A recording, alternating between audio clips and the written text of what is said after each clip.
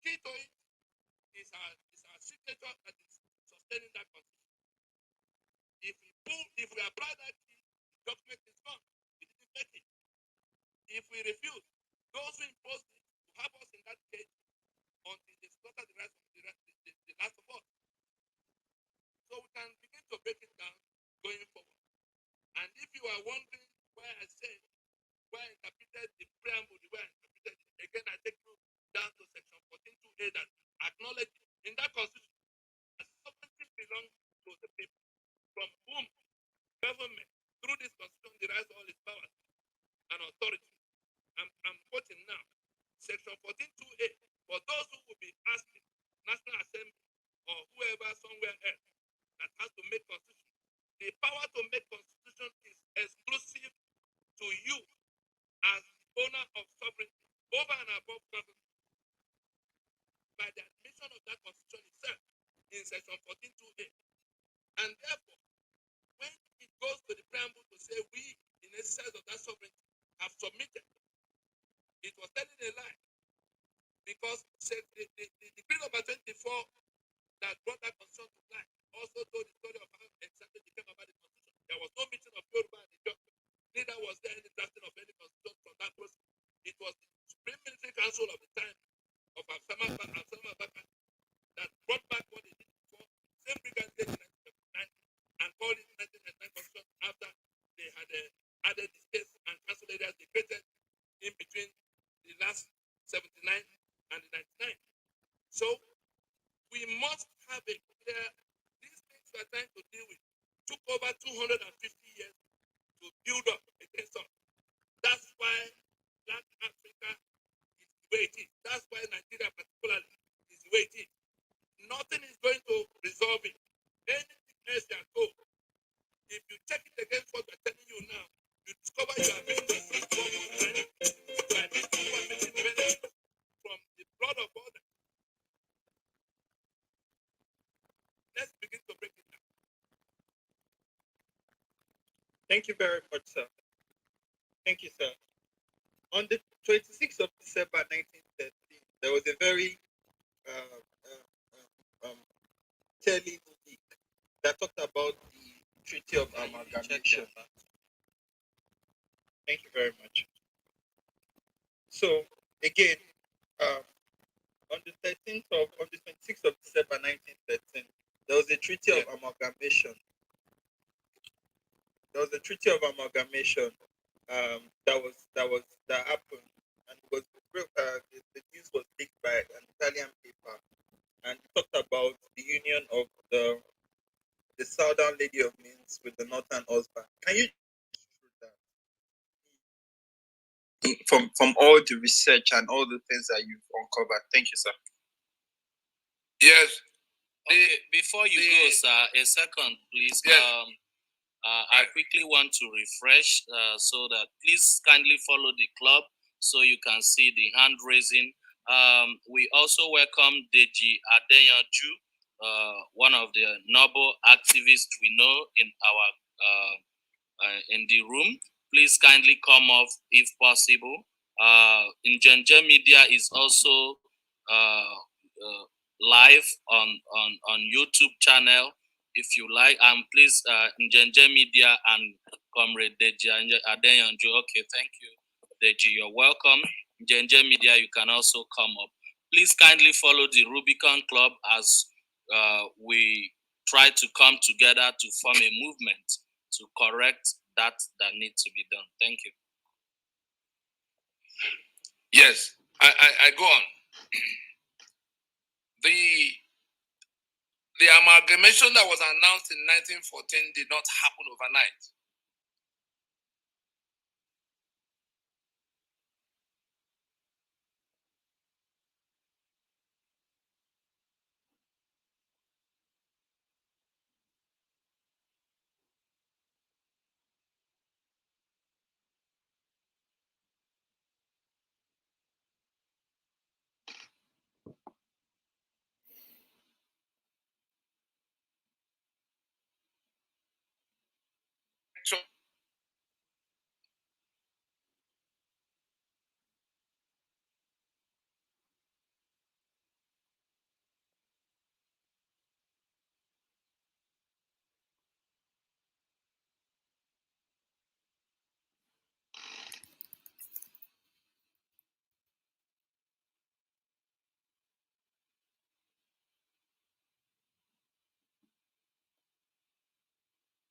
and take over the territories that had come under those protection and trade treaties. They had to pay Royal Niger Company off to take formal possession and control, in fact, ownership. Royal Niger Company was paid £865,000 in 1900 for the crown to become the official owner of the territories that have come under those treaties. From that point, they were managing what they were doing with the northern side, different from what they were doing with the southern side. Two different compartments, like two different countries. It was in 1906, in fact, it wasn't even two, as at 1900. They were still dealing as the colony of Lagos was entirely on its own, not connected with anything else. There was Oil Rivers Protectorate that was on its own. That's the current Niger Delta and parts of Igbo land. And they called everything in between one name or the other. It was in 1906 that they merged all the treaties they had in the southern part to form the Protectorate of Southern Nigeria. The colony of Lagos still standing, but there was now one political union owned by the British called the Protectorate of Southern Nigeria. They did the same thing in the north. They already did the same thing to combine everything in the north to be one block. They began to merge their systems.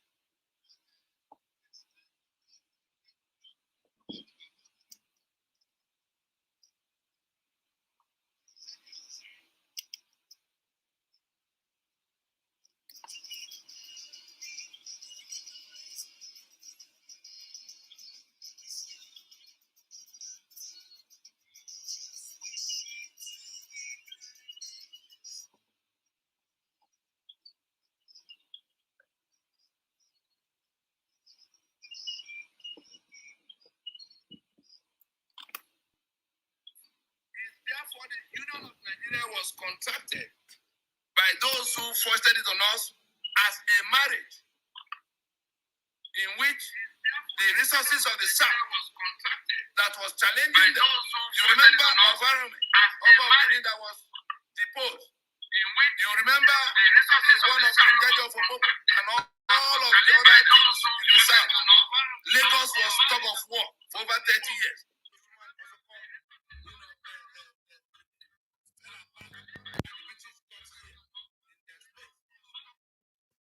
Again, remember, the grandfather of Odumegwu Ojukwu, that is the father of Sir Louis, that wealthiest black man of his time, was hung in Nnewi.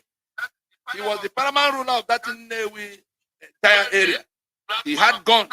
So they were pushing the eastern Nigeria, the southern Nigeria resisted this British to no end. So it was almost by conquest that everything happened. The father of Sir Louis, that's Ojukwu's grandfather, was hung in Nnewi on the orders of a British major. As an example to all the other rulers, the kings that were organizing all kinds of pushback against British entry into their space, to tell you that the South resisted them. So the North that was already an oligarchy, the North that was already a feudal system, the North that was also on a conquest mission, like two robbery gangs that had to cooperate. That was what the British and the Caliphate were. The Caliphate was coming from the Sokoto flank, the British came from the Atlantic waterfront, and they met halfway in the Benue Ilori axis. Uthman Danfodio was actually killed in Tivland. That's part of the offense of thief people today. In the march to the Atlantic waterfront. I'm sure you saw some of the recent declassified documents in which northern politicians were talking about how to march onto the Atlantic coast. That is what is going on, gentlemen. Anybody who does not understand it, these people are continuing their conquest mission with the British that have moved away, handing further and further over to them all kinds of things. But when you see them meet in Chatham House, it is because the senior partner is now whispering to the junior partner. When you see the Archbishop of Canterbury, a Christian, rolling out the red carpet to receive Muhammad Buhari in the midst of the blood flowing all over him by his direct involvement, it is that joint venture. Go and find out where Archbishop of Canterbury was coming from. Find out what he had to do with the oil industry in Nigeria. Find out whether Buhari was not oil minister at the time he was in his own oil industry work. In the background. These are the things we are dealing with. If we understand the whole thing to mean the whole thing now has resulted in the constitution we have on the table, progressively from that point in 1913, that principle of annexing us, the troublesome owners of this asset, to a north, the caliphate, that was obedient and loyal, but had to be empowered to hold us down. So instead of British slapping you, it's Fulani shooting you. That is what this whole Nigeria is all about. All attempts by Awolowo and Azikiwe and all of those who went to Lancaster House to adjust from the original intention was overtaken by 1966 collapse of the Constitution. And then this local agent took over 100% control and began to document that control and codify it and carried it forward to when it became constitutional in 1979 and further carried it forward in 1999 using one of our own, Olusegun Obasanjo, very mightily. It is that cumulative acquisition of our sovereignty over these 100 and something years that we have to deal with now. Anything else we are doing, every day we fail, every day we postpone, every day we prevaricate. They are on their conquest mission because they realize that we have woken up suddenly. They realize that we have organized ourselves against their worst calculation. They didn't imagine that a day will come when the whole of the South and the whole of the Middle Belt will be standing on one side. They thought they had divided us to the point of no return. I'm sure most of you are reading the suit the so-called Northern Elders went to file in Abuja, that the East should be allowed to go, the Southeast, the Igbo. They were still counting on their mischief of 1967, in which they balkanized the Eastern region into three, isolating the Igbo, the hinterland Igbo. Let me use the word hinterland Igbo. The South, the 5 southeastern states of today was first they were first the East Central state that emerged from the fracturing of Eastern region for the creation of Biafra.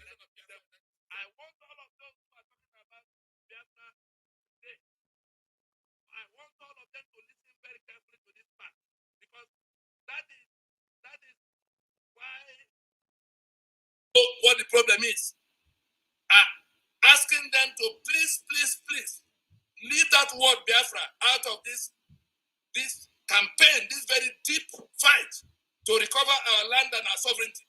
Because the moment you put the word Biafra on it, that is guarantee for failure. That is guarantee that we'll be killed again. That is guarantee that none of us will leave that cage.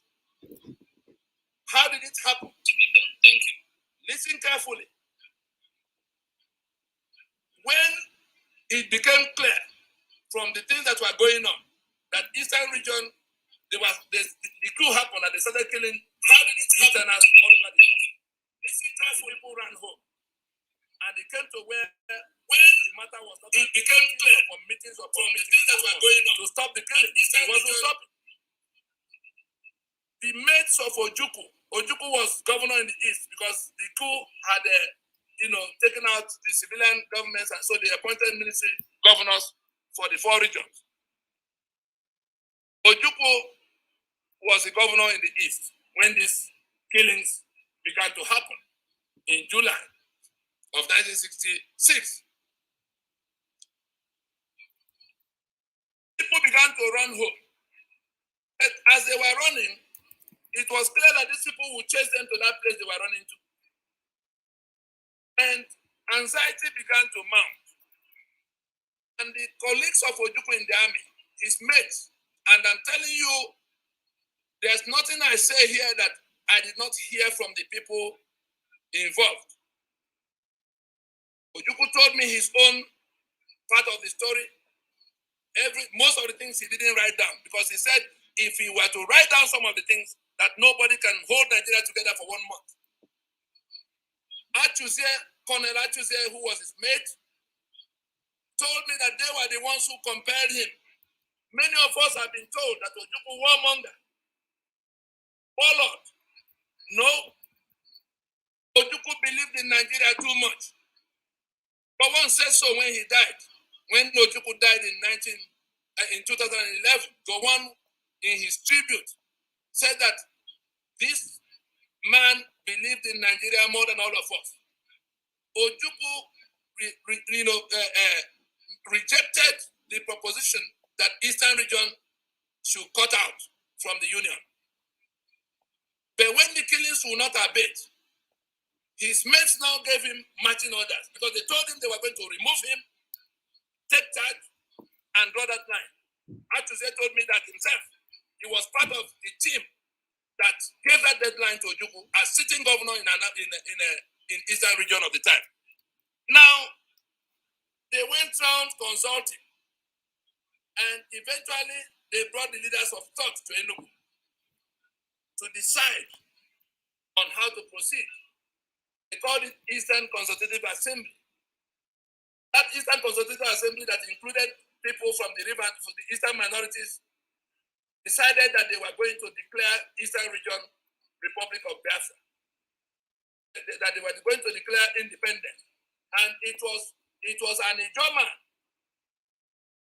from that eastern region, Chief Franco Pigo, that suggested the name Biafra, because that was the description of the waterfront, that whole water where you have Ijo and all the other people in between now was called the Bight of Biafra on the old maps. So that the people of the riverine area can also have a sense. The capital was in Enugu, so that they can also have a sense of it, so that the whole world can know where this problem is taking place. That name was suggested as the name by which Eastern region can then go to independence.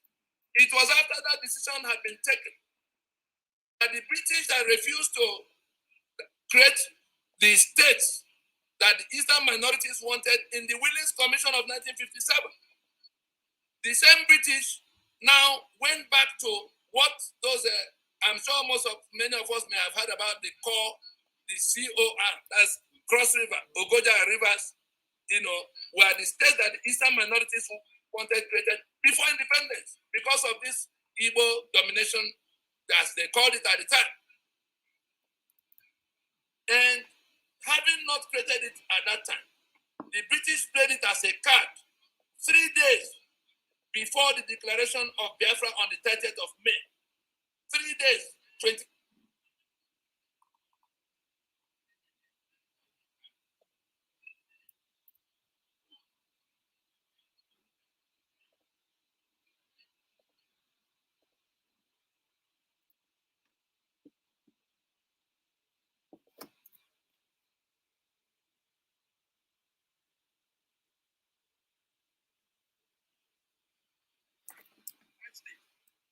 Because that is where the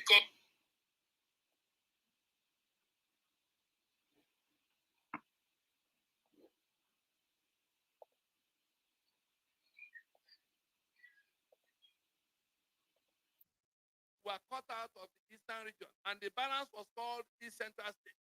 It is that East Central State that is landlocked. It is that East Central State that Buhari was describing as dot in circle. It is that Eastern State that has become 5 states right now. East Central State of 1967 have become the 5 Southeastern states, but no square inch have been added to it, and it is still blocked by rivers that have been broken into rivers and Bayelsa, and Southeastern states that block the international border of Cameroon had now become Cross River and Akwa Ibom.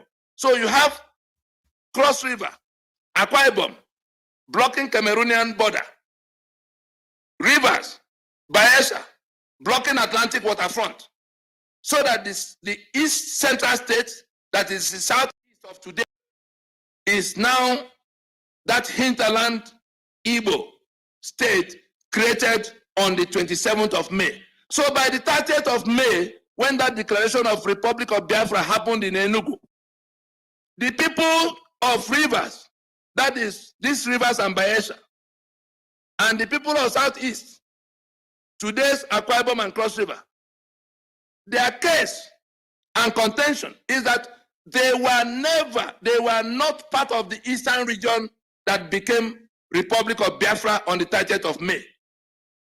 Factually, very correct, because 27th of May preceded 30th of May. And so, the war itself, when it became war, was waged as a liberation war. I'm sure most of us who have been to Port Harcourt will remember there's a stadium called Liberation Stadium in Port Harcourt. That's how the name came. The war that Nigeria came to levy against Eastern region was fought as a liberation war. Federal government led by the Fulani were coming to save. That was the narrative that the British sold to the whole world, that the Igbo were invading their neighbors, that the Igbo state were invading their non-Igbo neighbors. And the whole world believed it and worked with them. Of course, they had shared oil and closed their eyes to the truth. And therefore, from that time to now, if you want to get out of this bondage and it has to include them. You have to go and sit down with them, discuss with them to say, can we do it together now? The enemy is slaughtering you, slaughtering us. This was what Lower Niger Congress did for 6 years. We went from the palace of the Oba of Benin that went with them to Aburi when the problem was at its peak. And he agreed with us after consulting with his own people for over 6 months. He gave us 2 people. I'm sure some of us might have heard about the Benin traditional prime minister, Isekure. He's still alive. Then the younger brother of the Oba of the time, Edu, is still alive. He used to be a diplomat or so. He gave us those 2 people to go with us to the Olu in Warri, the late Olu. The Olu repeated the same thing, calling in his own people for the representation, for the proposition we placed before them for what we should do, that we must take down the constitution that has emerged from this brigandage, the Nigeria that is built on the blood of the innocent. The Olu also did his own, agreed with us, gave us more people to go with us to the Ijo territories. And we continued until we got to the Obong's place in Calabar. 6 whole years, between 2003 and 2009. It was in 2009 that we looked back to say, yes, all these people have consulted and agreed among themselves that we can push together to get rid of this enemy once and for all. As a territory of 70 million people, with open Atlantic waterfront to one side and the international border of Cameroon to the other side, because we are now all back together, with everybody standing on his father's soil. Ogoni will stand in their small Ogoni. Ijo will stand in their Ijo land. Ishekiri will stand in their Ishekiri land. Meanwhile, the Midwestern region of the time, to tell you the part of the complication, when you go to the word Biafra, the Midwestern region ended on River Niger. So Asaba, many young people here will not know, Asaba was never part of Eastern region. Asaba was not in that Biafra. All the way from Asaba to Abo, to the place they call Ibakiri, which is now Ibanke, where Samuel Obemudia comes from. I'm sure many of you do not know that the fellow is Igbo, because his Igbo land continues from Asaba into that part of Edo. There are no 2 states. There are no 2 states from the southeast you can bring together today to match the size of Igbo land in Delta State. That is how large the Igbo population is. And the Midwestern region of the time, you remember that the first premier of Midwestern region was that Midwestern region that came out of Western region was Sir Dennis Osadebe. Igbo. You can see that the governor in Asaba today is Ifeanyi Okowa. And so, Nzogwo, that was the one that staged the coup, unsuccessful coup, that plunged everybody into trouble, is from that delta. He's not from your southeast of today. Achuzie that fought in that Biafran war on all the fronts is from that delta, Igbo of delta, across the Niger, never from Eastern region, never from Biafra. But he was a Biafran senior officer all through. Rafu Wechwe, the one that became Ohaneze President General from Owashuku. Rafu Wechwe was the ambassador of Nigeria to France. At the time trouble broke out and Nigeria split, Rafu Wechwe seized the embassy building in Paris, and he became the first outpost of the new Republic of Biafra. How will you be discussing Biafra that will not include Rafu Wechwe's community? Asaba massacre that all of you have been reading about. The people of Asaba were massacred because it was the first Igbo town that the federal troops met on their way to the east from Ore, where the Biafran soldiers had gotten to before something went wrong and they had to go back. On the way of being pushed back into the east across the Niger, Asaba was the first main town, and Murtala Mohammed and his troops rounded up all the men in that town and slaughtered them. Their offense was because they were Igbo and considered part of that Biafra. Now, if you sit in one corner of Atlanta, or one corner of London, or one corner of Ukraine, to say you are going to do Biafra restoration without talking to any of all these people, particularly the non-Igbo, the Ijo, the Anang, the Efik, Ogoni, you are now validating that false claim of Nigeria because it was false. Philip Effiong from Akwa Ibom area, Anang, was Ojukwu second in command from the first day of the war to the last day. And he wasn't only at the time, he was the one that had to bear the risk of going to surrender on behalf of Biafra when the war was lost. Philip Effiong, that was not the first time he headed Biafra. There was a time Ojukwu took a leave in course of that war. The time they had to go to develop a Hera declaration. And Philip Effiong was head until he resumed. So it was a lie from the beginning that the Eastern minorities rejected the Igbo. No, it was the British that was manipulating everybody. The Briggs family was divided, split down the line in the middle to the point of fatality. Those who stood with Biafra and those who stood against Biafra. Thank you very much. So, can we hold it there for a second? The reason I went into this is that anybody who is talking about our self-determination today, anybody who wants freedom and liberation for Eastern Nigeria today, who does not go to talk to the owners of the 2/3 of the territory that was the Biafra of 1967, is programming all of us for failure and death the second time, because we'll be surrounded 360 degrees again. It becomes an Igbo project. And Nigeria will kill as many people as they wish to kill without consequence. The answer to that is this alliance. That constitution is the guarantee, is the protection. That challenge on the constitution is the protection all of us have, even those in Ibadan who want Yoruba nation. It is that constitution you can say you did not make that will make it impossible for Nigeria to come to accuse you of treason or shoot you aside. We have tested the potency of that claim in the 2007 suit we filed against the constitution. That was what collapsed the treason trial of Asari Dokubo and Uwazurike under Obasanjo, whom Obasanjo had taken in for treason. That was why they couldn't try Henry Oka in Nigeria, and they had to go and cook up something in South Africa. I attended that trial in South Africa, and I told that judge in South Africa that if Henry Oka went to prison, Nigeria would go up in smoke undiscussed. The judge was ready to release him to me in 2013.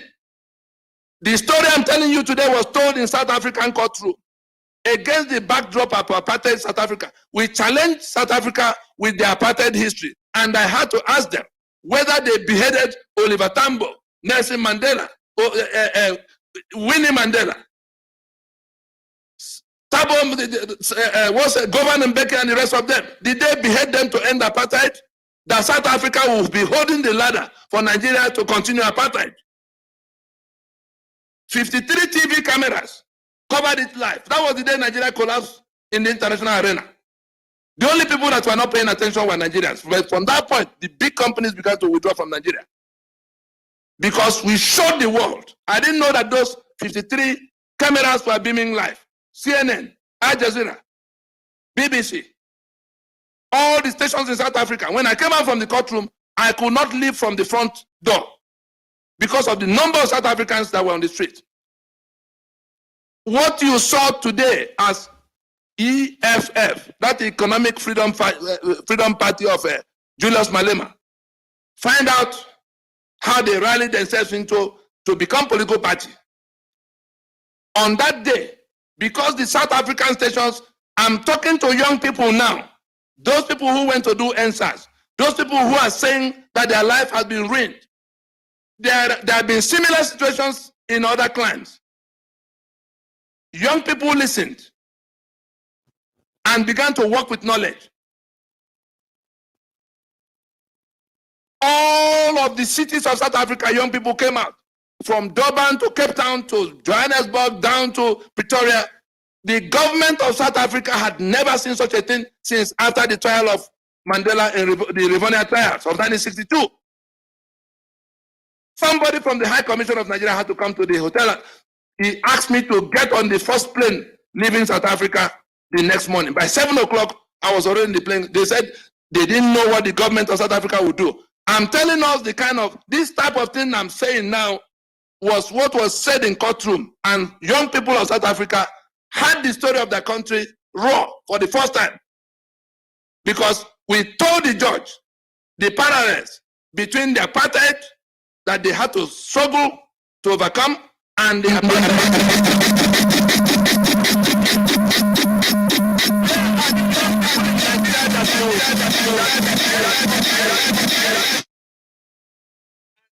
and recover this land today, working with knowledge.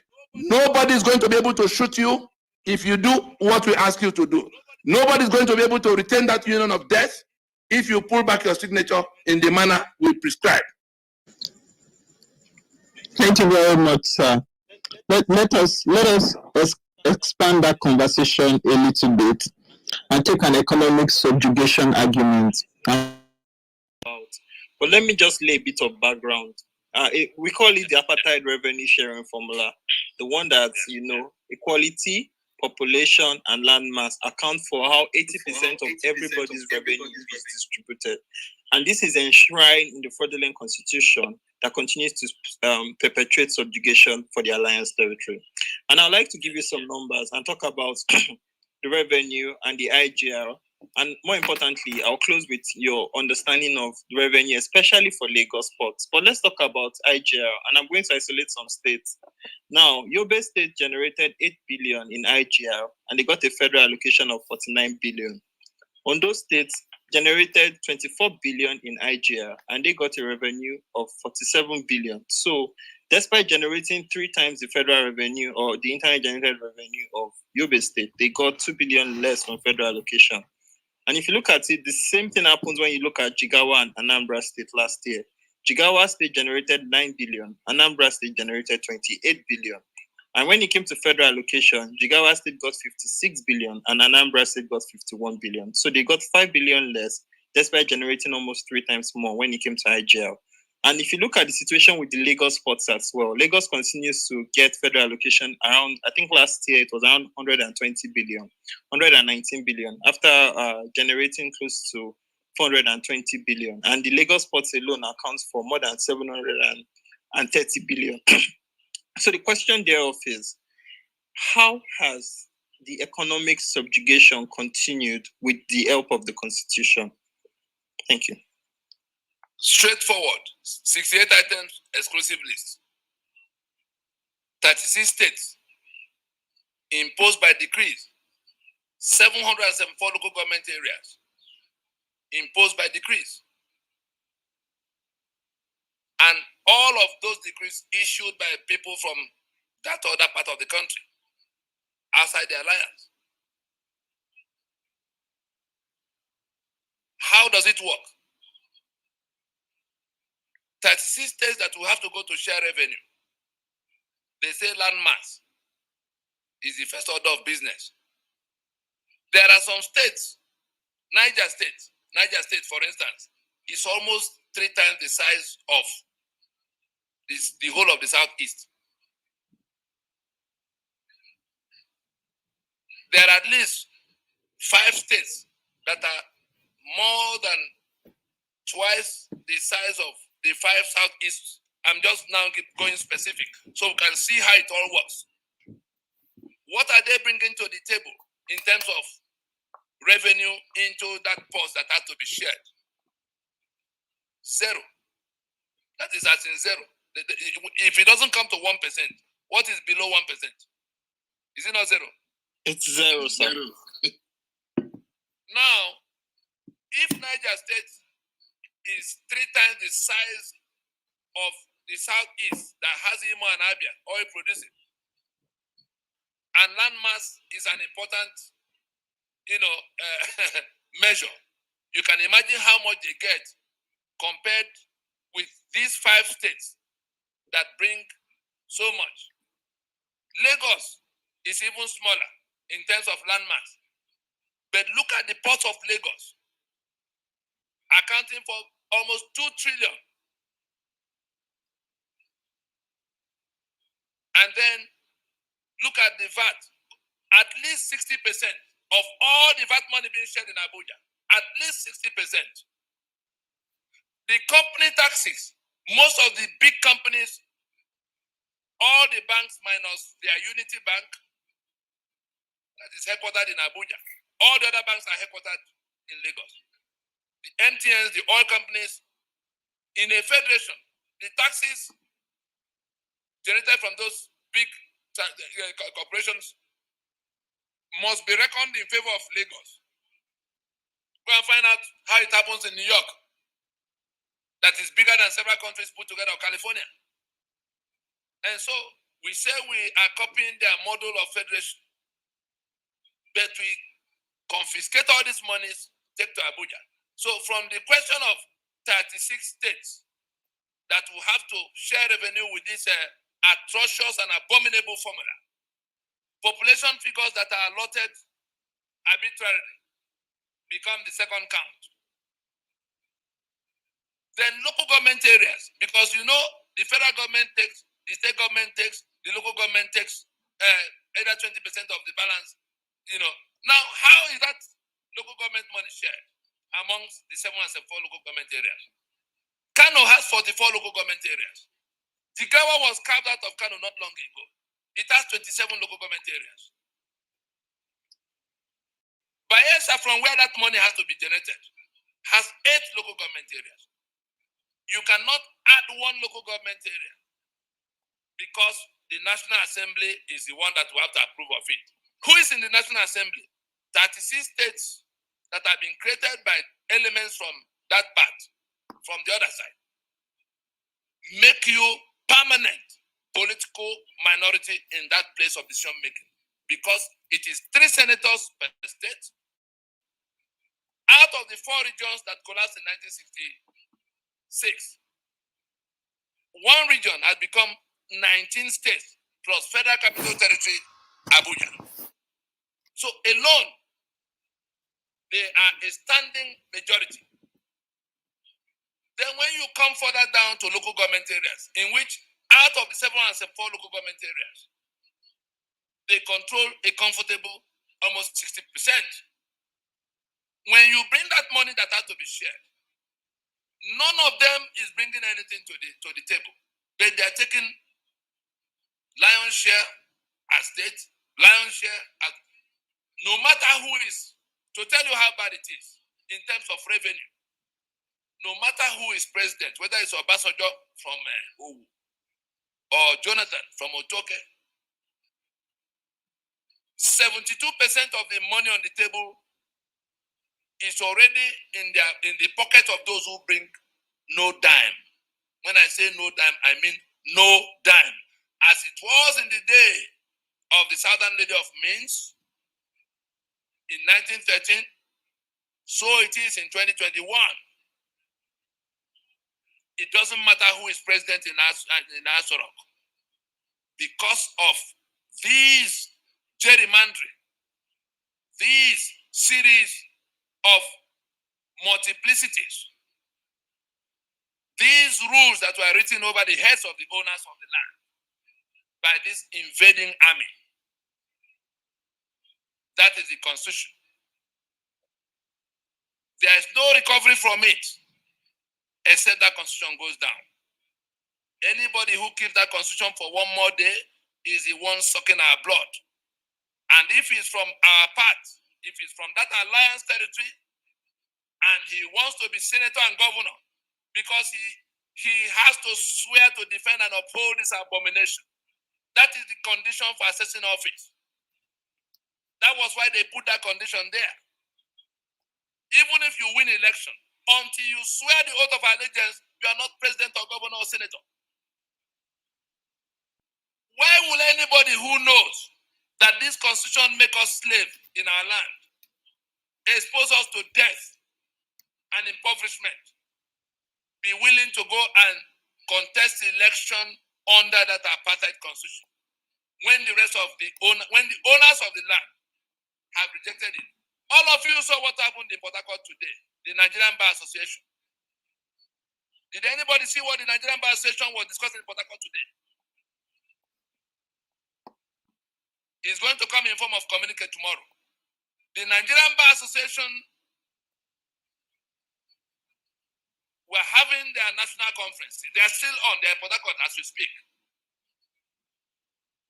And they were talking about what will happen with constitution. And all they could suggest is that amendment. It was the audience, the panelists were talking nonsense, the leaders of the Nigerian Bar. They had called me when they were putting the conference together to say I had been listed to come to, that the committee wanted us to come and present, because we say the National Assembly does not have jurisdiction to make constitution for us. Their mandate does not extend to constitution making. And I'm speaking authoritatively because it is a question of jurisprudence. And I can say without equivocation that in this country today, there will not be many lawyers, senior advocate, professors,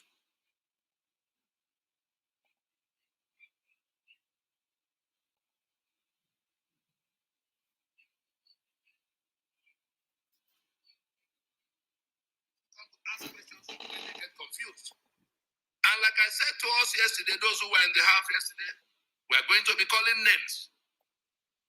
Professor Ben Wabeze,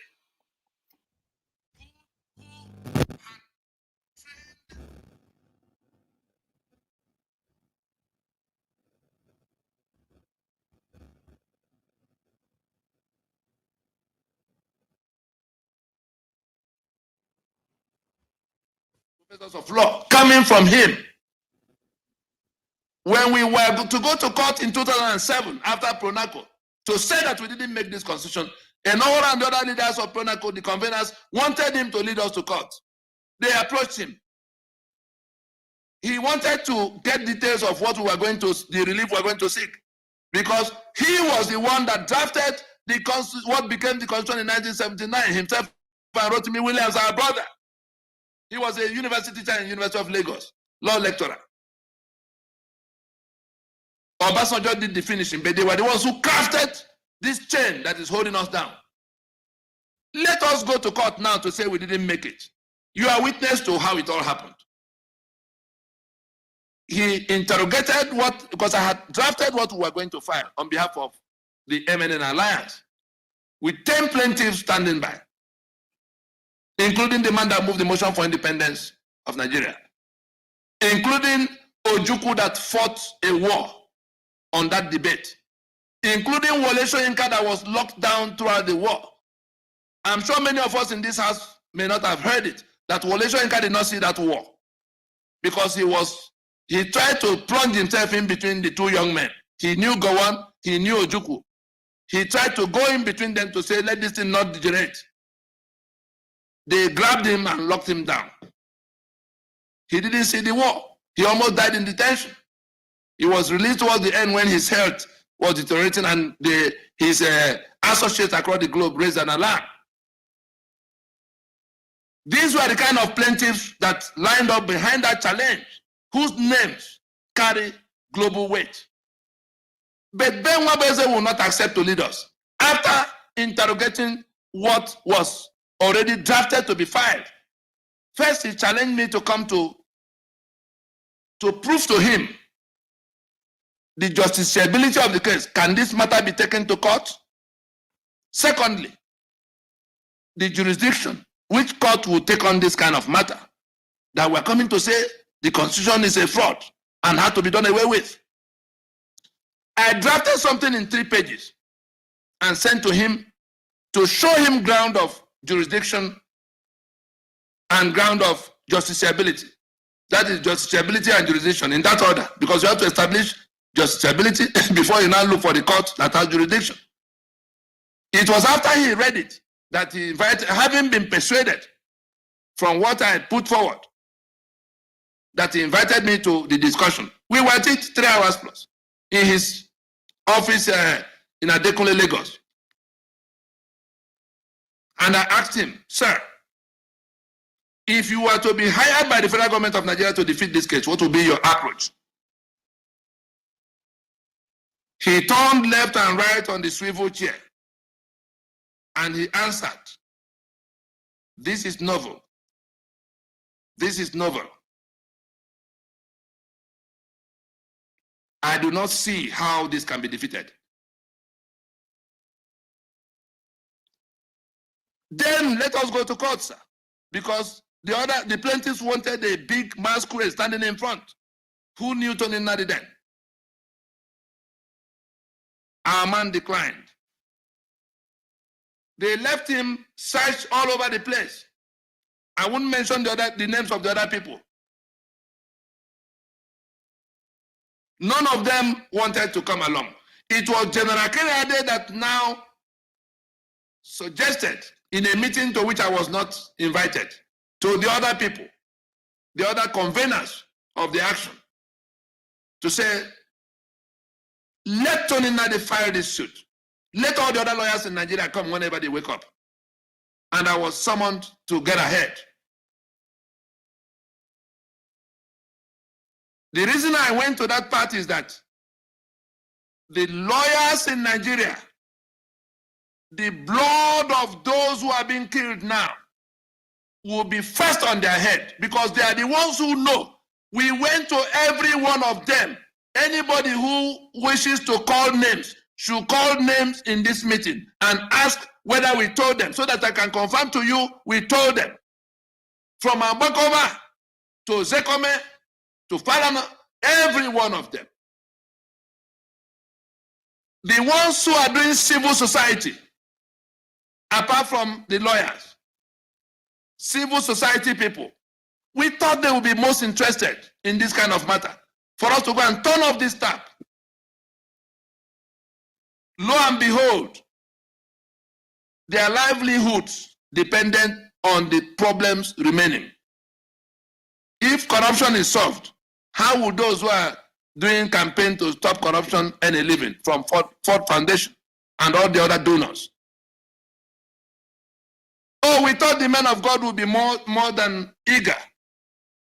And we went to them with this same, the detailed explanation, writing, with proof of what had been done already. First, we sent out DHL. I sent out DHL packages by myself. That is, we compiled all of what we had done to tell them we have found a solution to the problem. All the big church leaders. 52 DHL packages. We sought audiences. Not many were willing to see us. Eventually, we saw some. If I were to tell you the answers that came from them, because I noted them, I was the one who had to lead the team each time to go to explain why we had to take down Constitution. More than 10 years ago is what I'm reporting to you now. That those men of God were approached to tell them that the torment on the people was flowing from that document. That the elections that brought politicians to come to swear to defend and uphold that document were the reason people were dying and getting impoverished. But they were more interested in their private jets and private universities. I challenged them then to say, where is the one Bishop Desmond Tutu to be found amongst you? We couldn't find any. So the church leadership failed. The Bar Association and the senior lawyers in the land failed. The what do they call them? Civil society people, civil society NGO leaders failed. Then we decided to leave those three constituencies out. If any one of them, and I want people to call names, if you call names, I will confirm to you. I'm sure some of them are listening to this program. Because they've gathered in Port Harcourt to again begin to suggest some kind of backyard route to get the National Assembly to amend Constitution. That is what the Nigerian Bar Association is discussing on the 27th of October in 2021 in Port Harcourt. We are going to tell them what we think about them tomorrow. They are going to be embarrassed in that conference that they are the ones responsible for the sustenance of the life of that constitution, tormenting the people. And the fact that they thought of inviting us to come to tell that conference what lawyers should be doing at this time, the lawyers in Nigeria, it was because Oliver Tambo was a lawyer and Nelson Mandela was a lawyer that the people of South Africa found an answer to apartheid. Where are the lawyers in Nigeria? They are all after election that will go back so that they can take the bribe between the judge, the tribunal, the candidate. That's all they're interested in. Corruption is flowing. They're interested in EFCC cases involving 20 billion, 50 billion, so that they can be paid in billions to go and defend people who stole people's money. That's all they're interested in. I challenge them to come to a debate to tell us what they're saying about this matter that has been in the open, that has been discussed in the inner recesses of power in Washington, that have been discussed in the inner recesses of power in New York. But the lawyers in Nigeria are hiding their heads under the sand, and people are being killed in this number. I once told them that the day law and order will break down on account of the fact that we didn't resolve this matter, they will be among the first to be fished out and hunted down. Then people will hear the details of what transpired between all of us. The lawyers in the land, the church leaders in the land, the NGOs, civil society people. Free and fair election. What free and fair election can you have that will become the answer to these atrocious iniquities called this constitution? They are talking about rule of law. What rule of law can you have with a constitution that make the owners of the land slaves in their land? What rule of law could you have had with apartheid constitution for the blacks? I want people present in this meeting to call names if they have to call names. Ask me whether we have told so person, so we can tell you who we have told.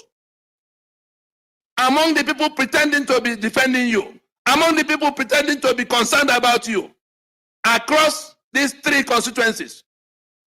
Let's not even talk about the political actors. You will be shocked when you hear what some of the people you hail, senators and governors.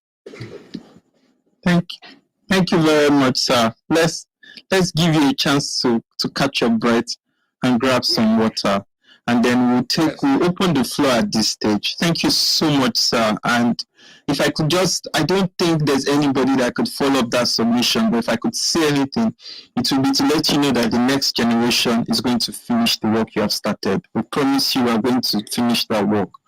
I would like to open the floor now for some questions for Mr. Is the floor should be open for those before somebody else, before anybody else comes with a question.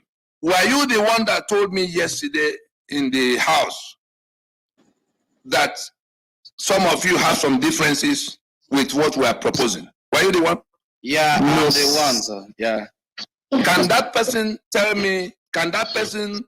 now tell me those things so that I can explain what is in the background that will be brought to the public in the coming days? What are those things we are proposing that you do not agree with? Because this is a fight of life and death. We want everybody to be very clear. We're going to answer everybody's question.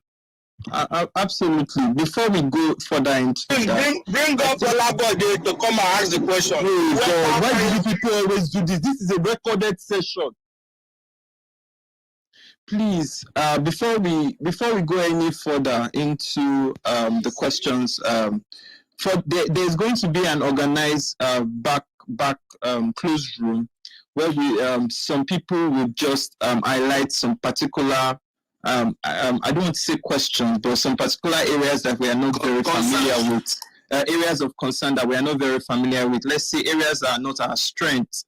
For instance, a lot of us are strong in history, some are strong in economics, some are strong in politics and political party formation, some are strong in government administration, some are strong in intercultural people relations, in feminism and all that, in all different parts of the activism and information dissemination, trying to get people to a critical mass. So of course, there are some people that have some areas of, they are not very clear in what you want in terms of the way the information should be shared and the way they had previously shared it. So I think that is why a closed room will suffice for that particular reorganization. So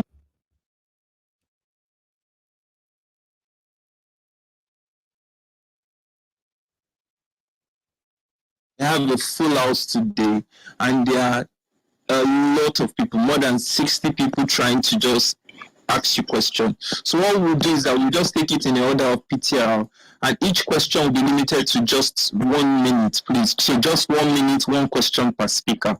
Please, let's remember that this is a recorded session, so let us keep it extremely classy. Thank you very much, people. Thank you very much. So if you'd like to ask the question, please, we'll go by order of PTR. So you can please pump your mics, but I'll take the questions in the order of PTR. Thank you very much. So questions, if you'd like to ask a question, please pump. Please follow the up. Hand raising will be turned on for those that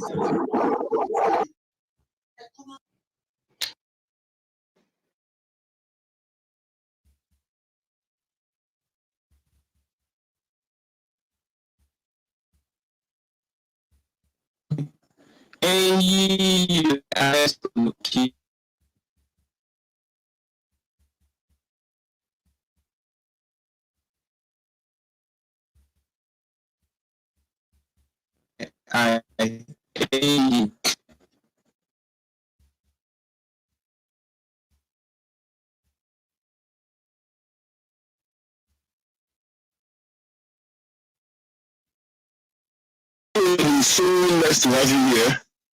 We really appreciate your presence and your enlightenment here for us tonight. So as you can tell from my name, I'm Igbo, and this is as regards to what you said about Biafra, about Biafra feeling if we continue to use Biafra. So I would like to say yes. So I like to that actually most of us, even on this clubhouse, most of us subscribe even across the 5 southeastern states, across that are everywhere that you have Gamibos, diaspora. Most of us subscribe to the Igbo nation. You understand what you're saying? Most of us subscribe to strictly an Igbo nation, where we can now have relationships with other ethnic nations, like the Anans and the Efik and all that. Now, sir, I want to ask you. 1 second. Hold on 1 second, so that your question can land on solid ground. That Igbo nation, does it include the Ikwere and the rest of the Igbo in rivers? Does it include the Igbo of Asaba, Abo, all the way to Ibanke? 3/4 of rivers, more than half of Delta. Does that Igbo you are talking, the Igbo nation you are talking about, include the two? Yes, sir. Everybody who is Igbo. Everybody who is Igbo. Yes. Those proposing it, have you found any one person that went to Abo or Asaba or Ikwere land to sit down with them in town hall and get them to say, yes, we are now able to go with Igbo nation? Sir, don't know of any person among those proposing it. Sir, we have many of them on this clubhouse, sir. Hold on, not club. I know, I'm just giving you an example. I'm going to give you an example. Hey, let me help, Mr. Nandi, let me help you close out that question. Okay, so for the purpose of this conversation and for the purpose of this discourse, I don't want to have to ban or gag any discussion with regards to that, but we've pretty much agreed that the extensive work that has been done by NINAS, which is to acknowledge the individual ethnic nations, especially in the Lower Niger Congress and across all the Middle Belton states, and to create a conversation, put it together, find a charter of relations that works for everybody, and then use that charter of relations to form ethnic blocks. So the Lower Niger Congress now forms on that charter of relations. Is the only identified or the most recognized ideology for classification of any of the nations within the regions. So therefore, for the purpose of this conversation, there will be no need to say as anybody. We're strictly talking about the NINAS movement. So there will be no other ethnic nations, agitations, identification of ethnic nations will be considered for this conversation. So I hope I've been able to clarify. So as far as what Eni is referring to, Mr. Nandi, is talking about the work NINAS has done to put together an Igbo, I don't want to say an Igbo nation, but a charter of relations of the Igbo community in Igbo land to identify how they want to self-determine under the NINAS alliance to move forward. I hope that has a bit clarified that question. So Eni, please finish up your question and then Mr. Nandi. Yes, I will stand down. Thank you very much, Eni. So let's move on to the next question. We have a line of... Okay, hello, sir. You can make your submission, sir. Okay, I should make my... Yeah. Mr. Tony, I'd like to ask a question, sir. You're talking about... Your name, sir? Your name, sir? Simon. Okay. We're talking about this... how are you going to propose, how are you going to make this possible? Is it through legal system? Because we all know, everybody here knows that the Nigerian legal system is flawed. We all know that. And the executive, this executive is the presidential part of the Nigerian system. They don't obey the judiciary. We all know that. So how is it possible? Or are you going to use the legal system of the international community? Wow, because if we are talking about using Nigerian legal system, I don't think is it possible? Is it possible? Can text it number my wife boy. In my how long again or sometimes on or later. I can text here now. Okay, you see, moderators, I consider it very disrespectful for you to keep on bringing on people, and then when they unmute their mics on stage, you don't mute them. So it's either you are not bringing up anybody, or you are bringing up people, and as soon as they unmute their mic, you mute them. Please, if you're coming up on stage, please mute your mic. Thank you very much. Please land your plane in 30 seconds. Thank you very much. Okay. So as I'm saying, okay, sir, let me help you with that question. So extensively, the submission is on how we are going to achieve the balkanization of Nigeria, or how we are going to achieve the sovereignty for the Nigerian states. Do I get that correctly? That's your question. Yeah, in any of those ways, how are we going to achieve it? Because exactly, for me, the legal system of Nigeria is flawed. It's not working. Absolutely. Thank you very much for that question.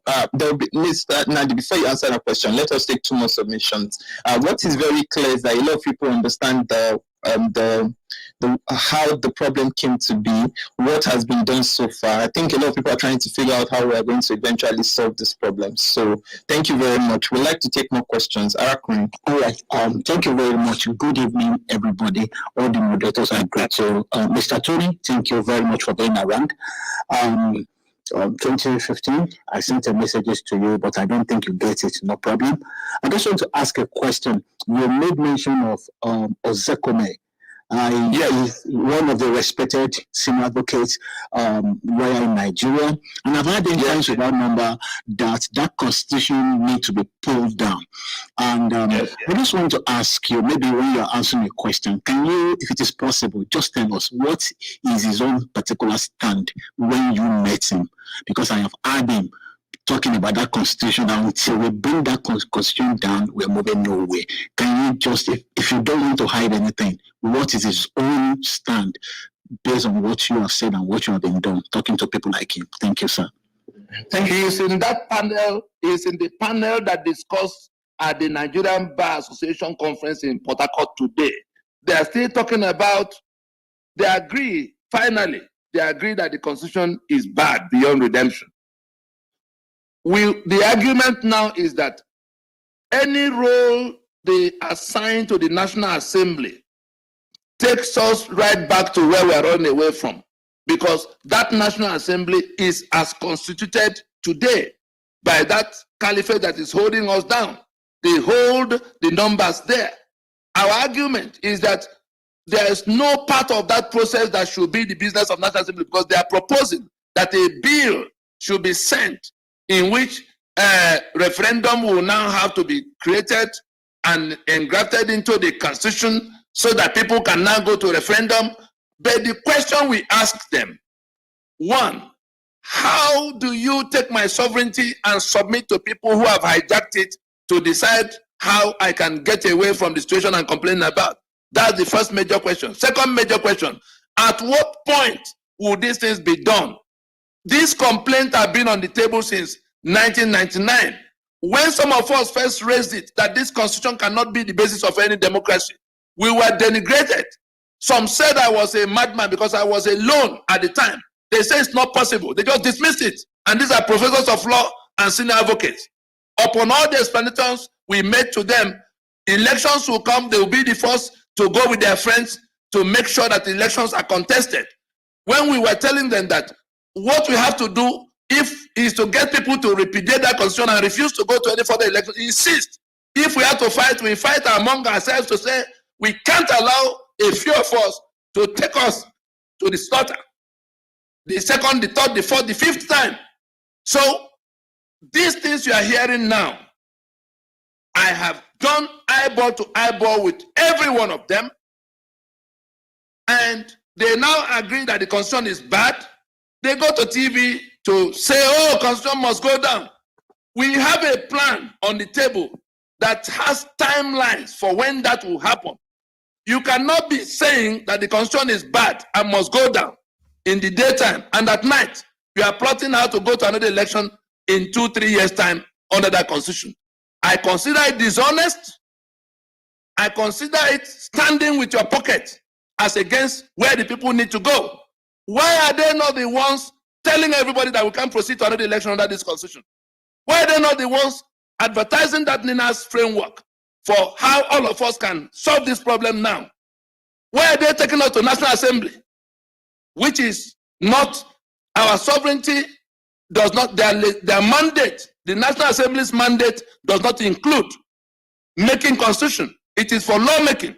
Our contention is that we have not made any constitution. They are committing treason against all of us by holding on to that constitution as basis of this union.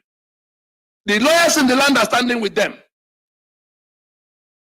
You understand now that they know exactly what we are proposing. They are driving the opposite campaign of trying to get the National Assembly involved. Now they've moved away from amendment, because that was what was contained in their paper today, that people should work together to get amendments. Now they say they have to prepare a bill to get the National Assembly to include, is it not amendment to the Constitution?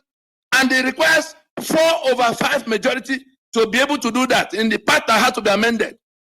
How are they going to get these people to be, because you have to have the whole knot repenting.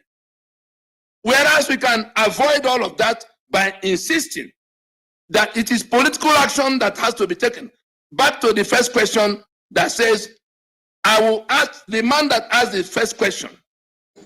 My question to you, so that you can go and rephrase your, since you stood your question down. My question to you would be, not the one that stood down. The second question. My question to you would be the one that says, is it by legal action? I will say to you in return, have you read that Nina's proclamation?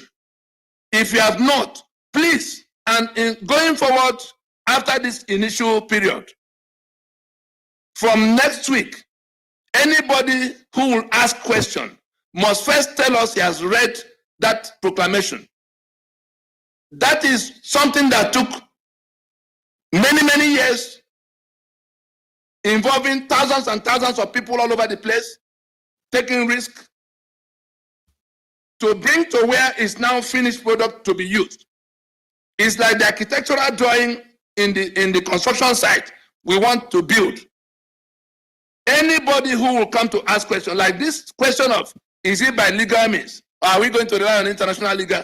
We are not relying on any Nigerian court. The only thing we needed to do in Nigerian court has been done. We went in 2007 to say we didn't make the constitution. The Attorney General of Nigeria said he had nothing to say. That was also what he filed in court. He said he had nothing to say because what we filed was exclusive to the constitution. We said, court, look at decree number 24, printed in error in this constitution, that tells the story of how the constitution came. Then look at the preamble to the constitution that claims that we, the people, have submitted our land. Tell us, between we, the people who are complaining, and the soldiers who made the constitution, who made the document as contained in that decree, tell us who made the constitution, because if it's not we, then let us accept it is a fraud. Let us get into a transition. Our proposition, and anybody who does not agree with that must bring a better proposition or stand with the enemy. Our proposition is that we have to accept that we cannot build on this foundation of falsehood. And therefore, like South Africa did with apartheid constitution, we have to acknowledge that trouble, that difficulty, and go into transition. Our quarrel is not with the people in government house. Our quarrel is with the constitution. Therefore, those in government house, there's still 1 year and a half between now and when their tenure will finish in 23. We don't need more than 3-6 months to stop this journey to nowhere, get into transition, and solve this problem. Because as they proceed in brigandage, as they proceed in defiance of our sovereignty, in defiance of our sovereign will, it will come to where people who are facing the danger of death are going to resort to self-help. We saw the Minister of Defense telling people to go and get gun and defend themselves. We see the situation in Benue, where the governor has no other way to go than to find a way to defend his people, when the president is openly on the side of those killing his people. It can become, indiscriminate and widespread, that people who are feeling the danger of death will have to resort to self-help. We may lose control of the situation. That's why I'm speaking the way I'm speaking. It's not as if I don't speak. When I go into Congress in Capitol Hill, I don't go speaking to them like this. We discuss what we have to discuss. They come to their conclusions. The same thing with the State Department. The same thing with all of the people. You can't imagine who and who had been in this discussion. Sitting President Jonathan put his life on the line to solve this problem. Many of you will be shocked to hear this. He put his life on the line to solve this problem. But forces around ganged up to say, we can't go there. If we remember the first decision taken on the floor of the National Conference of 2014, the first decision taken on the floor of that conference was that they will not visit the foundations of this country. That was their decision, but they put it on the head of Jonathan back to say he was the one that asked them not to. Falsehood, deceit everywhere. And they're the ones now coming to invite us to come and elect them, their party or their new party, so that they can go and win power and then solve the problem. We are going to be calling their names in the days ahead. Let everybody get ready for serious trouble, except they embrace the truth so that we can liberate our people who are being encircled for extermination by an invading force intent upon conquest. Thank you very much. Let's move on to the next question. Thank you very much, sir. We're going to change the pattern of the questions going forward. So if you have any questions, please send it to the moderators. You'll be perceived, and then from there, we'll then be able to adjudicate your questions correctly to the guest speaker. So again, I'd like to rephrase. The question session format is going to change. If you have a question for our guest speaker today, Mr. Tony, please send a message to me with a snippet of your question so that it can then be taken in a proper queue. So for that purpose, whilst we're all sending in our questions, I'd like to take a quick question from your papa. Thank you very much. Your papa, please go ahead and ask your question. Olami, Mr. Olami Martin, are you there? Okay. In his absence, I'll take a question from Captain. Captain, please go ahead. Thank you. Thank you very much for this beautiful opportunity. Thank you very much, Mr. Tony Nandi. So I have two questions. The first one is, what is your stand with Mazen Namdekano? The second question is, between civil disobedience and we going out there to defend ourselves, which do you think is the silver bullet? Thank you. Thank you.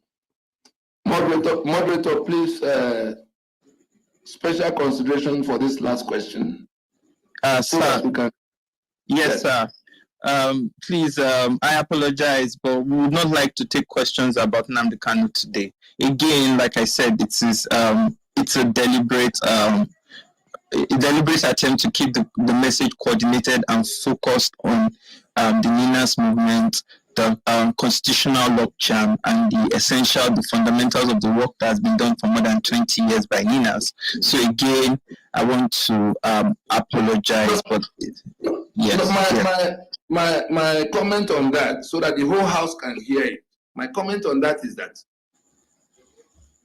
Nnamdi Kanu is directly involved because we sat down before he began to do what he was doing. And a plan was placed on the table, an 8-point strategy was placed on the table for how we can achieve what he said he wanted to achieve.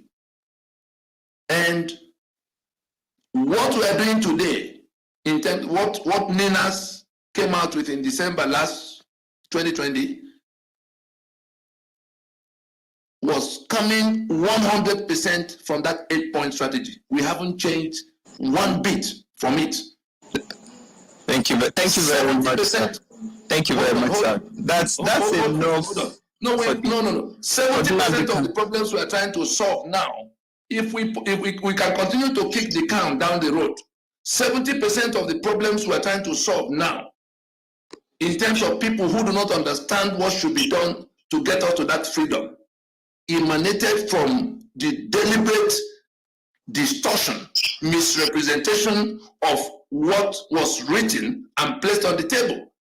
People were told that Fulani hired Tony Nadi to prevent them from getting Biafra. People were told that Movement for New Nigeria was only for the amendment of Constitution. People were told that, all kinds of things. And they believed it with all their heart because it began to present us as looking for something inferior to the freedom they wanted. Some of the people who believed those things were not even their own subscribers in terms of doing Biafra or doing Odua Republic. And so, if we do not go back to the truth, because those 8 points of strategy still remain the road, anybody who does not embrace it 100% will have to go and do something somewhere. Let that person not come to tell me that unity is strength. It is the kind of unity that Nigeria has had since 1914 that they are proposing. Let us put everything aside and go back to A, B, C, D of what will work. And the things are simple. There must be a map for the territory you seek independence for, a definite map, because that's the first question they will ask you in the international arena. Over which territory are you seeking this independence? Okay, sir, can I quickly come in here, please, yes, sir, because we understand the fact that, We know the hard work that's been done to bring no, it's you not on the platform. This is the core. This is the core. I understand. We've been following this up. In fact, hold on. When I was invited to this session, I said that my presentation will revolve around those 8 points of strategy that frame the NINA's proposition. That was what I said I was coming to discuss. But when you began, we understand that, sir. Like we said, we will be having more closed session with you. It shouldn't be closed session. These things I'm telling you, of course, definitely. Yeah. Broadcasts were happening day and night for please, 7 years. I want you to understand distorting the truth of what we said. No. Can I come in, sir, please? Yes. We have to understand.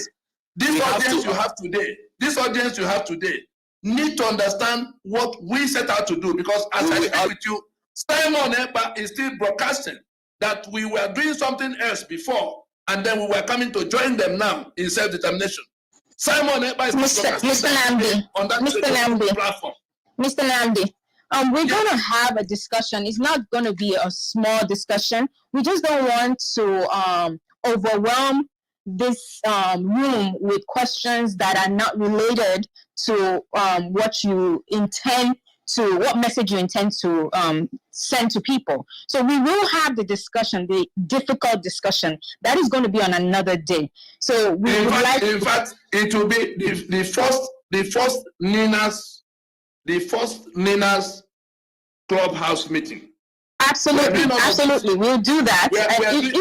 These ones we are doing now is to summon more people to a bigger meeting in which we'll present our plan. That plan will begin with what exactly did we set out to do, and we have documents we're going to send up front. Exactly, so and we look forward exactly to that. What we set out to do and how it has been done to date, so that they can tell, they can see that what they were told before, which we decided not to respond to all these years, because if we attempted to respond to them, the system we will have blown our own cover.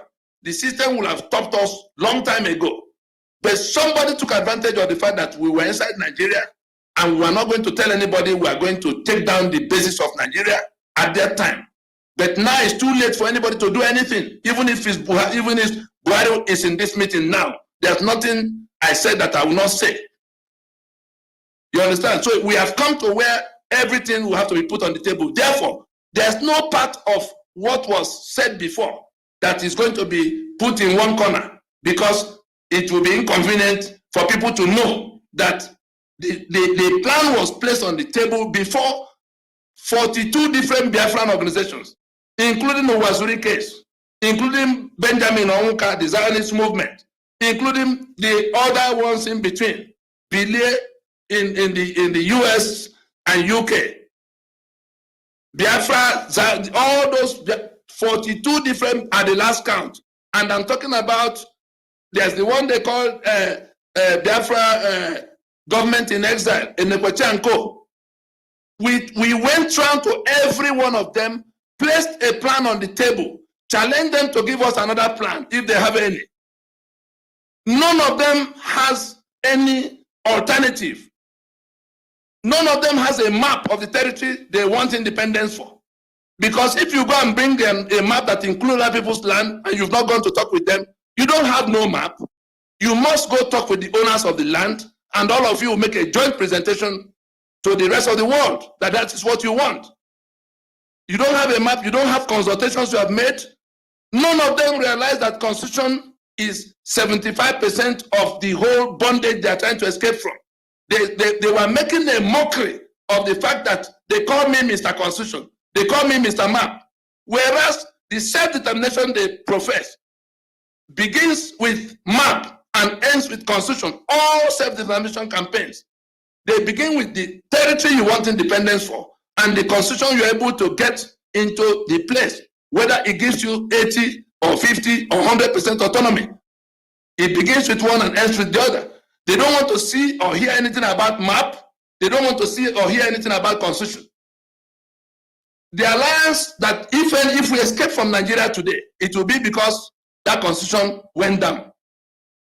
If that constitution goes down, it will be because our alliance was able to take it down, because nobody could have done it alone. If the international community stand with us today, it will be because we went to them as an alliance, because they were not going to create 300 countries. These are all parts of that machinery that had to work together. That was also rejected in terms of what we were going to do to get at that outcome. Referendum was rejected as the mechanism for landing this. Referendum, I was told in the meeting where I was saying this matter should be driven to where there's a logjam that will go to referendum. We had already gone to the UN before then, and we already had the instrument from 2007. This meeting was happening in 2013. And so I was told in that meeting that if anybody talks about referendum, that person will be killed. I said, no. What is your reason? He said Nigeria will rig referendum. Did we say Nigeria is going to do referendum? We are to, in exercise of our sovereignty, insist on something that has to do with the constitution that will cause a constitutional logjam when we refuse to travel further with that constitution. And that the UN already created a framework that will deal with the situation because of that 2007 instrument, which I was directly involved in how it emerged. Soyinka being my emissary to Kofi Annan. Soyinka is still alive. He may be listening to this. Can I ask a question with regards to the map, please? Yes. Okay. Can I go? So hi Tony, good to have you. Thank you so much for the information, for educating us even more and helping us understand the NINA's project and the movement as a whole. I've got three questions actually. One of which is to do with the map, and this is something that we've discussed a lot and people have had disagreements with, is actually with the map that the NINA's movement came up with or are using. Now, and this is where the question is why the Yoruba Nation have their own group. We're grouped into Yoruba Nation as one group. The Middle Belt were grouped as one. And when it came to Lower Niger, we know there's this argument about the South and Southeast wanting to be represented in that map differently. And there's been debate and arguments that the people, because I hear you saying that the grassroots were consulted before this map and they were shown this map and everything was agreed on. But somebody back channeled me yesterday when you were on stage saying the Ijaw people, for example, on the ground did not accept that map, and that's why they're not in agreement with the movement. Is that right? And if so, are we still going on with the map representing the Lower Niger Congress as a whole group? Or would there be a point where the South and Southeast will be allowed to identify themselves as per their ethnicity? That's one. Number two, I actually wrote down, again, this came up yesterday, but I didn't get the chance to speak. But I'm going to ask you that one. So a lot of the NINA's process, and this is someone asking me, saying we're relating or calling on international bodies. So the UN, I've heard you say several times, the UN. And the question is, how would these people actually come into the process, and what would they do to make all of this plan happen? And how would they facilitate anything at all? What's their influence in all of this? That is the UN. We know that the British people have their interests, so they're not speaking on anything. I'm not sure about the US and where they stand. It's a bit iffy, but again, Trump said it clearly in his government, where they said the problems in Africa is not their problem at this point. So I don't know how they would help facilitate or influence anything to happen. And the third question is, how are we? How interject. Please, can you keep the question straight to the point? We do have a very long queue. So last question, but everybody else, we just need one question, please. Thank you, Google. The last question is, how are we reaching out to the grassroots, so the people actually on ground, how will they get to hear about NINAS and participate, because we need these people to come on board? What's the plan to include the people on the roadside and the street people? Thank you. Thank you, Golu, for the question. Thank you, sir. This is the first time I'm speaking to you. Thank you for being here. I've been listening. I don't know if you want to take this question and then we will go to the queue again. Thank you, sir. Please, I want to take it. Yes, go ahead, sir. They're in three parts. Yes, they're in three parts, and I'll take them in the order they were asked. I wish the person, let me even ask her, the person that raised that issue about the map, is he or she in this program? Because it will have I will have requested that person to restate so that the evidence of the contrary would be provided. Everybody present in this meeting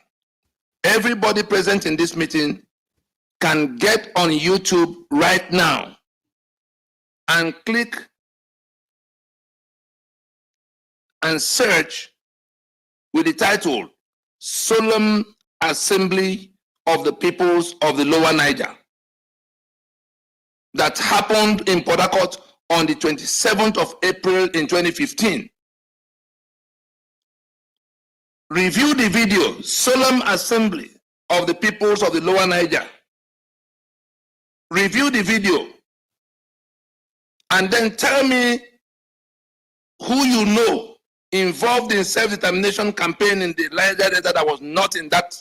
The UN got that video by the 1 week after the event in Port Harcourt, because we didn't go saying anything until we had gone around for those years and each of those territories. In fact, in the next meeting in the NINAS clubhouse that will have many more people present, the head of there's a book launch to tell you how deep this matter is in those places.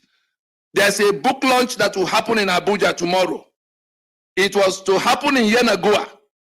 Some people who are suppressing the truth about the Niger Delta agitation went to court and got an injunction preventing the book launch because of 6 chapters that were dedicated to exposing the truth of how the whole campaign was put together. I can tell us in this meeting that the head of the entire commotion that you call Niger Delta agitation today is a principal officer that is after Isaac Boro in Ijoland. The next person that organized everybody, and Asari Dokubo called his name in one video where he was rebuking Edwin Clark and others at the time they went to make a 16-point demand in Abuja to say, did you ask the people that brought us into this campaign, into this agitation, what we were fighting for before you went to Abuja?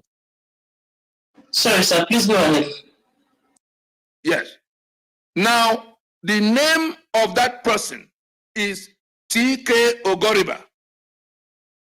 I'm sure there are many of us in this meeting that know that it was T.K. Ogoriba and a few of his associates that rallied the rest of the people together to say it has come to where we have to push back what became Kayama Declaration, that became the basis of that pushback that now widened into the Niger Delta agitation that came from Niger Delta Volunteer Force to MEND, to Avengers, and all in between. And therefore, that Tike Ogoriba and the rest of those who actually levied that campaign, including the one all of you know, Asari Dokubo, as if you click Lower Niger Congress today, right now, and scroll down on Google, scroll right down to the oldest Lower Niger Congress, that's the first Lower Niger Congress document that went public. You will see that the date on it is 2009. You will see 22 signatories in the inaugural proclamation that was done in Warri. Asari was one of the 22 signatories. It took 1 week ceremony in Warri with Urobo, Anang Efik, everybody present, to say we have consulted across the length and breadth of the territories. The peoples of the territories have come to a preliminary understanding that we can pursue this matter together. In order to avoid all of what went wrong in the past, we have to get a map. This is a technical information now. Those who wish to argue can argue. Those who wish to research can research. The right to self-determination, as enshrined or enunciated by the UN, accrues to you only and only if and only if you are a distinct ethnic nationality, that's a distinct people in your ancestral space.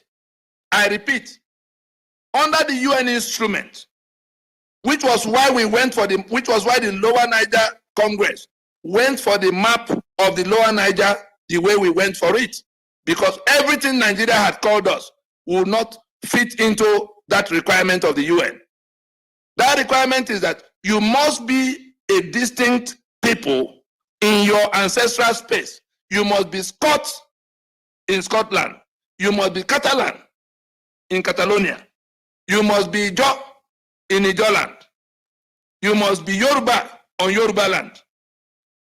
If you come in any other capacity, if you come in any other configuration, you cannot, because Igbo is 43% of Lagos population, come and begin to claim right to self-determination in Lagos. The UN will not listen to you. You cannot come as South-South or Southeast. They have a directory. They will look, if you come for self-determination, Ogoni, as small as you think they are, Ogoni is entitled to that right, because Ogoni is in Ogoni land, saying they want to be by themselves in Ogoni land. But if they come as South-South, I tell you, no diplomat will enter any meeting with them. And that is why no diplomat had been in any meeting with any of these groups to date. And so it was in an attempt to qualify ourselves. Biafra is not one such. Is there any ethnic nationality that goes by the name Biafra? The answer is an absolute no. Because there are the Igbo people, the Ijo people, the Anang people, the Efik people, Ibibio people, Ishekiri, Urobo, all of them, everybody in their own identifiable ancestral space. That was why the Lower Niger Congress went for that map of 1885 that delineates everybody according to their ancestral space. Those who can think for Ijoland, those who have been in the fight, those who have carried arms in that fight, and who had to consult with other people at the highest levels. Not long ago, we went into the creeks to even discuss the same matter with some of those who had not been called into it before. At the highest levels, I mean, of Ijo decision-making processes. I will not call names because processes are still in ongoing. But tomorrow, 28 October, 2021, there's a book launch that has the story of the struggle in 6 chapters. Everything that you knew or you heard about the Niger Delta agitation as led by the Ijaw. That book launch and the people present, I am about 4 hours away from the venue of that book launch. My itinerary was to take me to Yanagua. I'm now adjusting it. I'm in the field at this moment. But I will be part of that launch tomorrow, because those who can decide for Ijaw land, those who have fought and placed their lives at risk and everything they ever had at risk, they want to now begin to tell the rest of the world at the big stage that this is where they stand. All attempts to Junaid Mohammed, unfortunately, he's late now, to tell you the kind of mischief intended by the people who are throwing up those stories, who are not involved in the Ijaw struggle or the Niger Delta struggle. They are not involved, because those involved had been involved in all the meetings that led to the adoption of that map. That map was part of what was adopted in that solemn assembly in Port Harcourt as the geographical basis, because it takes care of the requirement at the UN. It takes care of all the mischief that went before Willings Commission, before independence. It takes care of everything that went wrong from the time of Biafra. It takes care of the Midwest that was not part of the Eastern region, but Igbo people there wanting to be part of how other people go. The international community is not going to be discussing 300 countries with you. And if you come as South-South, when you have, you just shut out yourself. Which of these people who are discussing in this manner, which of them had gone to sit Ogoja people down? In Ogoja area alone, there are almost 11 languages. Boki. We went to every single identifiable different nationality. We marked out their land. We got them to discuss with their neighbors, and they came to the conclusion that if I will be recognized as the owner of my land, and I'm entering into an agreement with my neighbor, that will be the basis of our federating tomorrow, if we all agree. It is merely a proposition until it goes to referendum, until it is ratified by plebiscite. There may be some that will want something different. They will campaign, and by plebiscite, stand alone if they want to stand alone. At this time, our concern is to pre-qualify ourselves for the right to self-determination. At this time, our concern is to be part of, an integral part of that alliance that is already discussing with the international community. So that map has basis, both in terms of consultations with the people who are involved. If there's anybody who will come to any of these kind of meetings to tell us that he's involved in the campaign to liberate the Niger Delta, let that person come, because in the meeting of Ninas, I'll become, in fact, that T.K. Ogoriba, that is the head of the Ijaw campaign for liberation, is the president in waiting of the Lower Niger Congress, to take over from 86-year-old Fred Agbegbe Ishekiri. He is the president designate of the Lower Niger Congress. Everybody that need to be present were present in Port Harcourt at the time they adopted that map, because that is the first time their names are written on a map of how constitution will be made. On Ijaw land, no 1 square inch of their land missing. Ogoni, no 1 square inch missing. So that map is the basis of the right to self-determination that we seek to exercise. South-South shuts you out. South-East shuts you out. Biafra shuts you out. None of them qualify. How can we explain this thing to people with education? And instead of looking at the books, they are thinking of sentiments. What they are rejecting is the Biafra of Igbo, the type that Nandi That is the problem. That Biafra that will not consult the owners of other lands that are supposed to be that part of that territory. Even the name, indigenous people of Biafra, I tell you, diplomats are sympathizing with all of us for how we fell into this type of stupidity. In the territory, there are peoples. That is why that UN instrument is called United Nations Declaration on the Rights of Indigenous Peoples. Because in our territory, the Igbo people, one people, Ogoni, another, Ijo, another. So the UN looking at peoples of that territory. So the name indigenous people of Biafra already shuts you out of any meaningful meeting. I can tell you, report to all of you today, that there's not been any single diplomat meeting with anybody going in those names. Not one.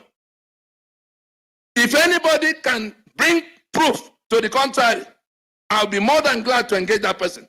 And let us see that proof that any diplomat had gone into any meeting with any group presenting themselves outside what they, not UNPO. Some of you will say, oh, UNPO. UNPO is not an organ of the United Nations. UNPO is simply, it's an acronym for Unrepresented Peoples, Unrepresented Nations and Peoples Organization. Again, Unrepresented Nations, Peoples Organization. That is the meaning of UNPO. It's not an organ of the UN. So that you don't come and tell me that MASOB or Yoruba Nation registered in UNPO.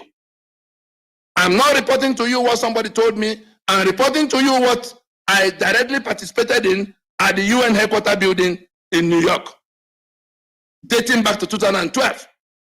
Even this match that happened in the place, the letter that we addressed to the UN Security Council is being attended to, because we told them that the Miyetti sponsors of Fulani herdsmen had boasted that Amina Mohammed is their daughter in control of United Nations. I'm sure some of you read that letter. And so those are the UN who are worried about what Fulani herdsmen, the fourth most deadly terror organization on earth, is doing with ISIS and Al-Qaeda. Hearing now that Miyetti was boasting that their daughter is in control of the UN,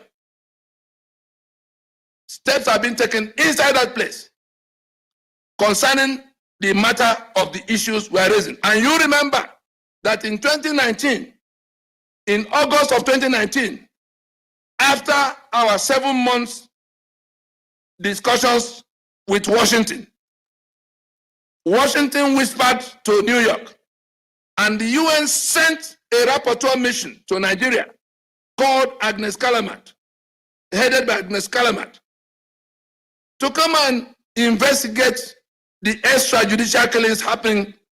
Government is killing, Fulani herdsmen is killing, Boko Haram is killing, every police is killing, army is killing, blood all over the place. And the UN wanted to know what was this problem with Nigeria. And they dispatched a mission. We finished in Washington in July. By the middle of August, that mission was already here from the UN. And the report, the investigation included even the IPOB people that were shot in the period before then.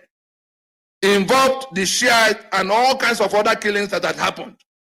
And that report concluded that the extrajudicial killings happening in Nigeria are coming from the unworkable constitutional arrangements of Nigeria, which they describe as pressure cooker for injustice. They describe Nigeria's constitutional arrangement as pressure cooker for injustice, because they say it's that constitutional arrangement that is the reason for Niger Delta agitation, reason for Biafra agitation, reason for Yoruba agitation, and all of that. And people are being killed, reason for the killings in the Middle Belt. And so the US had taken its time, because we went to tell them that ISIS has come to our space from the Middle East, invited by our own government, that Buhari is at the center of what became Boko Haram, and that Buhari is life grand patron of Miyetti Allah. Miyetti Allah that is proudly taking responsibility for the actions of Fulani herdsmen, and that Buhari, our president, had gone into the treasury to take 100 billion naira to give to Miyetti Allah to support their business. And so, if Buhari is patron of Miyetti Allah, and Miyetti Allah is sponsor of Fulani herdsmen, how am I to make a distinction between Fulani herdsmen, Miyetti Allah, and the Commander-in-Chief of the Armed Forces of Nigeria? Therefore, US, you are at war with ISIS. And ISIS has formed a joint venture with these people here that became ISWAP, sweeping through West Africa towards the coast. You either come now so that they don't seize the sovereign space of Nigeria and the rest of West Africa, because you can see Chad is not going to resist. They already overrun all those places: Chad, Niger Republic, Mali. Each of these three countries, bigger than Nigeria, surrounding Nigeria in the immediate. Pouring, Libya has already come undone. Most of the weapons being moved around here, coming from there. So these were the things that were placed before the decision makers of the US. And I'm not telling you what was done remotely. Eyeball to eyeball in the places of the decision making inside Capitol Hill, around Washington. The executive branch, the legislative branch. And on account of our engagements, the US began to take policy actions on Nigeria. You saw where they put Nigeria on the watch list, special watch list, for this kind of ethno-religious killings. You saw where that categorization went up to CPC, country of particular concern, placing Nigeria side by side with Iran and the other state sponsors of terror, because of what people in government in Nigeria are doing in that terror business. It took 7 months. I spoke in the Senate, the committee, of course, at the level of committee that was dealing with the matter. Spoke in the House. 5th of June, 2009. These are things we can investigate. The pictures and videos are there on our website concerning this matter. Then on the 5th of June for the House segment, 11th of June 2019 for the Senate segment, 16th of July at the State Department, where the State Department was not asking, what do you ask the United States to do? Because that was how we challenged them. We said, there's something that will cost America blood if it is not addressed. The people you thought you had defeated in the Middle East have located to West Africa, and they have the sovereign, the support of the sovereign state of Nigeria as represented by the federal government of Nigeria. And it became, from that moment, a national security question for the US to answer. So those who are asking, what will America do? Who knows where their interest is? Apart from Corona that came in the midst of all that discussion, the number one national security headache of the United States was terror. And here we were telling them where the head of that terror had gone and what they could do. What was our proposition? We told them that Nigeria that is hosting this terror through its federal government belongs to a whole number of us. That 3/4 of that Nigeria has already banded together to take down the constitution that bring the Fulani that went to bring this ISIS. So that if we take down that constitution, we end the union that admit them into our spaces. A third party can then stand in between a third party that is at war, because there are laws and rules in the US. We examined all their laws before we went in from the angle that will solve our problem. We selected the International Religious Freedom Act of 1998. I'm sure some of you have seen the picture where I was standing with a veteran congressman Frank Wolf, Chris Smith. I'm sure you saw when Bishop Cooker went to testify before a certain committee.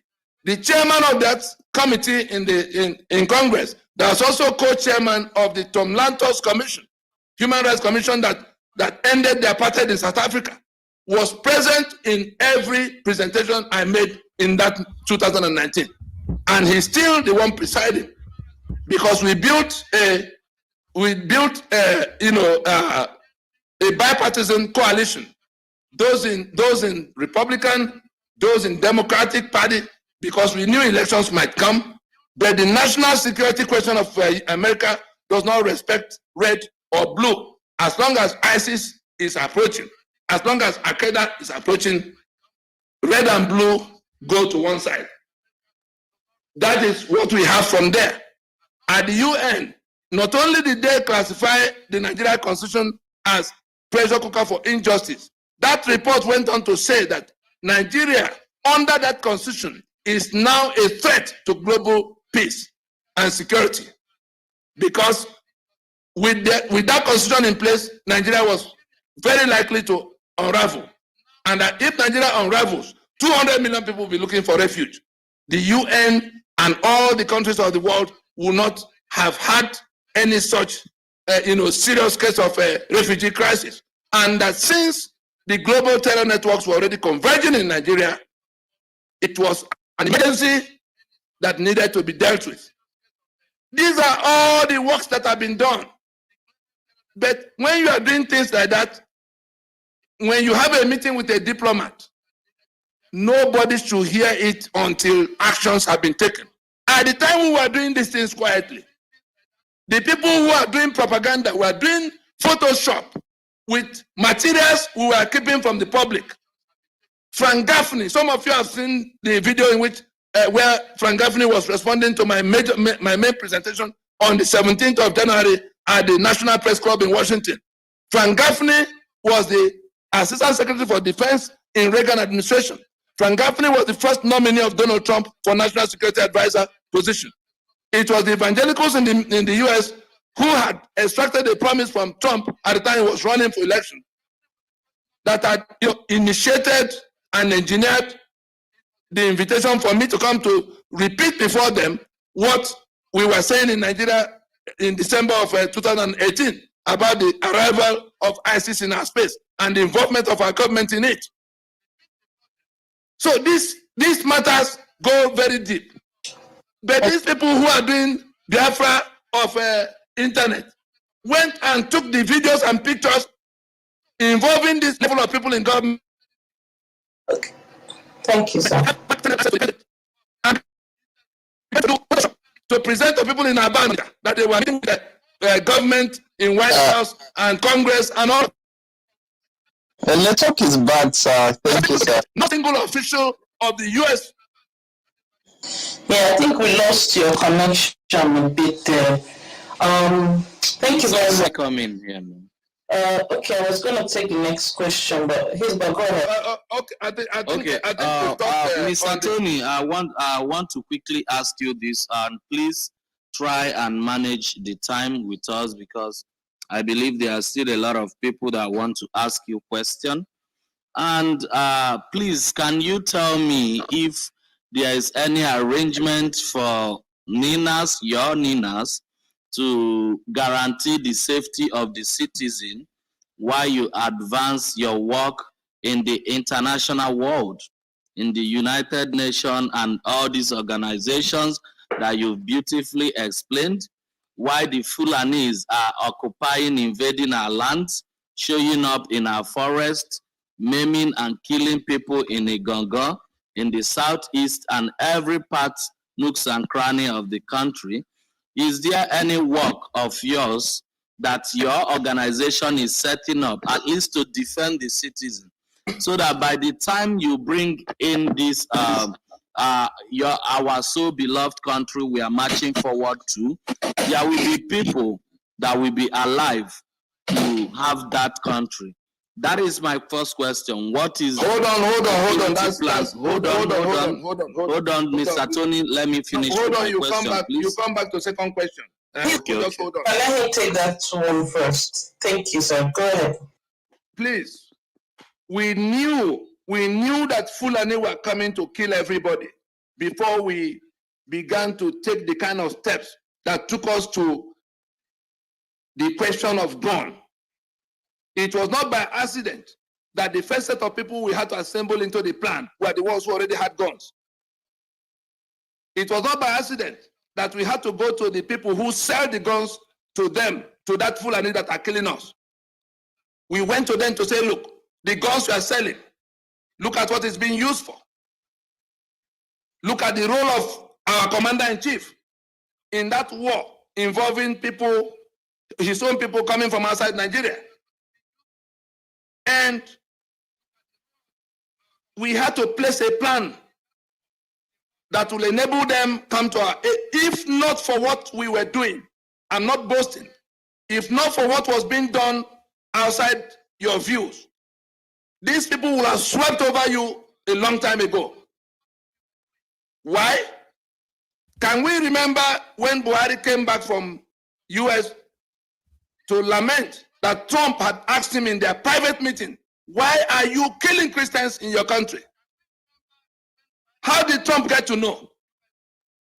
But again, how will he not know if the man he nominated to be national security advisor before he ended up with a Bolton is the pointsman working with us in this?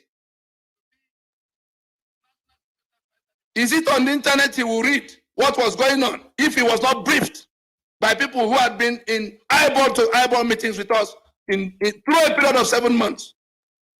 And even before. The one of 7 months was when it came public.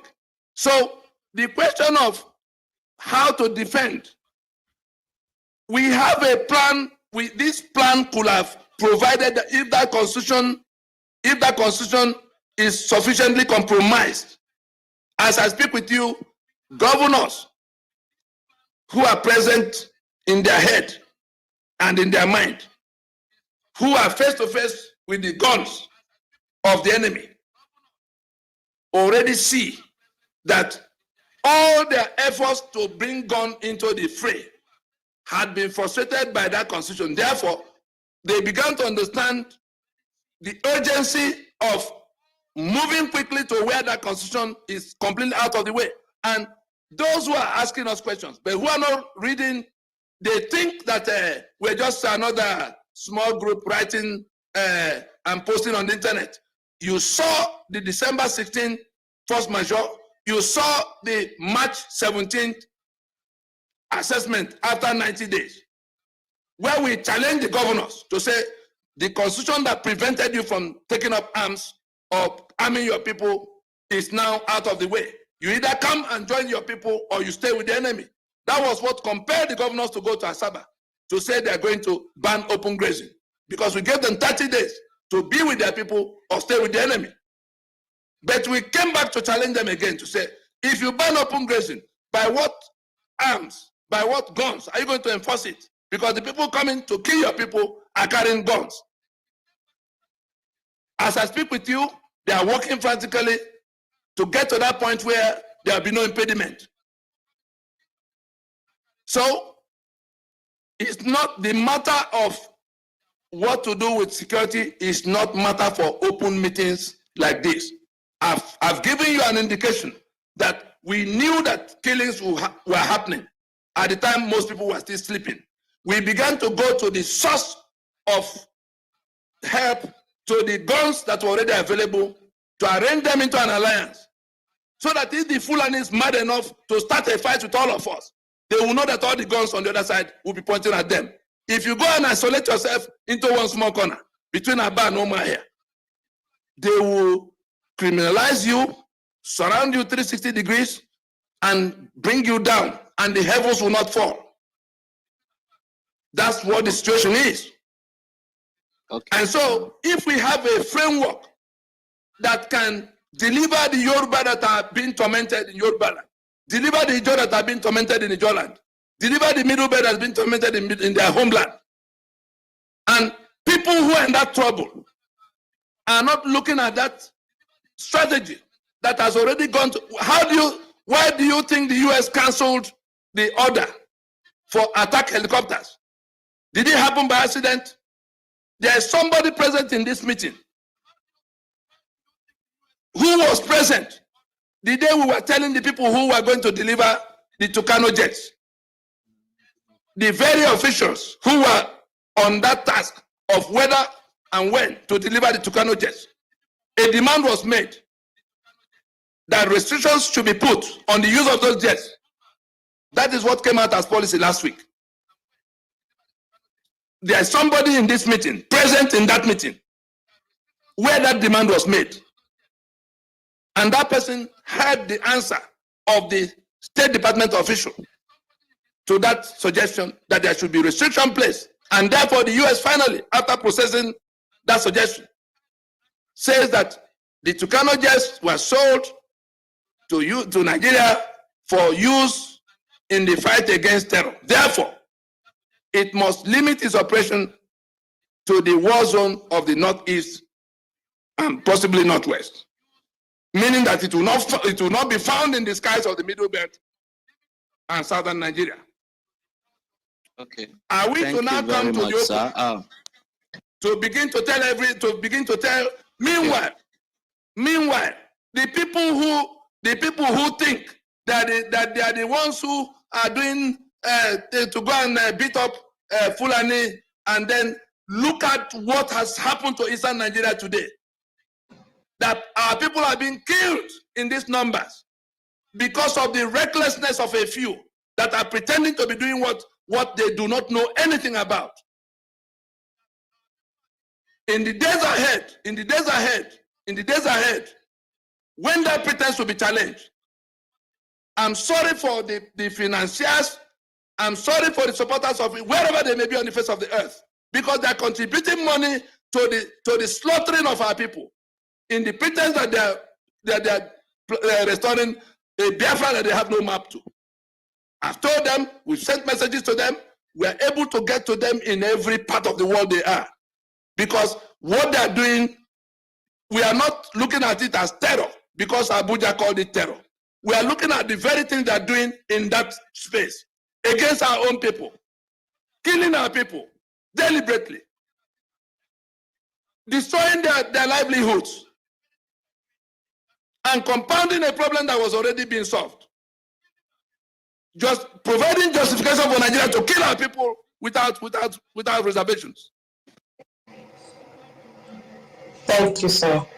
Okay, please. All right. So we're going to take the next question. Thank you very much. Hisba, we'll take you after this question. So No. Please, I have to ask my question. It's very important. And okay, go ahead. I promise to be as diplomatic as I can. It's fine. Sir, I want to let you know that before we pushed to invite you, we've been your fan. We followed you up for a long time now. And we've also done a lot of work by trying to, gather a lot of intellectuals amongst us, people that are highly read, well-read, well-traveled, historians too, because we've tried as youth to go into deeper sense of what exactly is happening. Then we've also come to realize that in as much as the United Nations, the Europeans, the world people that we still cry to, in as much as they are doing something, we also know the politics involved. As much as how rosy we try to make it look like, we also understand the politics they play, especially when it has to do with Africa. So, sir, with this, we are able to, we also come to the reality that they don't care about us as much as we think. And the people we are dealing with in Nigeria are fanatics that are wired with ideology. So why we are waiting for Americans to come to our aid? Don't frame a question that will ruin the Hold on, sir. Allow me to land. What have we been doing for 22 years? Who is waiting for anybody? We went to show them a national security mission that compels them to come for their own national security interest. What can be better than that? I had Ojukwu that was at war, that suffered from their mischief on the drawing board. I had Achebe on that drawing board. What else are we to do to tell everybody that we have thought about these matters? We took the economic interest on one side, showed them what will happen, which was not done in 1967. We took their national security interest, which they cannot postpone, because they are already at war with that enemy that is now coming to reinforce itself in our space. Are you suggesting that we do not know that they play pranks or play politics?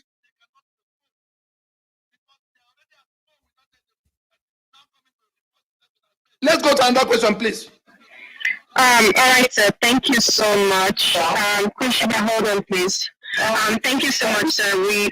We do appreciate you for coming, and thank you so much for taking our questions and honoring our invitation. We do appreciate all the work that you have done for 20 years. Thank you so much. So the next question, Christian, who's the next person? All right. To take the question? Let me read the next question. Okay, so just a minute, sir. I just got the questions in the back channel, so I'm just gonna read the next question. So a question says, how do you intend to protect people if this whole thing turns into a protest, so that what happened in Lekki Phase 1 won't repeat itself again, because as we know, the government is ready to kill people that come into their path. So that's one question. The next question is... Let's just take it because it's a one-sentence answer. Okay. Let those who are asking these questions leave everything they were thinking and go and read what we placed on the table as step-by-step how to solve this problem, because it has the answers there. We can have these meetings 50 times for the balance of this year. If people refuse to look at what our propositions are, they'll be asking questions you can't answer for things that took years to put together, which we have summarized in a manner that can serve them. If anybody watched on DSTV, because they played it for 1 week, my segment of the Celebration Symposium, I'm sure there are people in this program who saw when we were talking to the organizers of NSAS. Sheung was in the place and some of his friends who were involved in NSAS, and they had asked a similar question. And we told them that before it becomes something of rowdiness, the first thing is to arm yourself with the knowledge of what you want to do. The Constitution is the issue we have raised. If what we are saying is that we did not make this Constitution, it is the government that will have to go and find its own answers. Nobody is going to be able to frame any criminality. For we are the ones accusing them of committing treason against us now for holding on to that Constitution as basis of union, as long as we keep it that way. And if we challenge the political parties for wanting to renew the life of that Constitution, nobody can, if our people will do what we ask them to do and not what they plan to do, which was not going to work anyway, they will get to where they need to get to. But if they choose to do it their own way, somebody might open fire on them.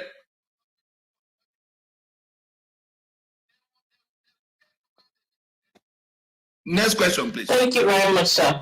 So the next question is, how can we get access to the British, let me read it again. Where can we get access to the documents you got from the British archives?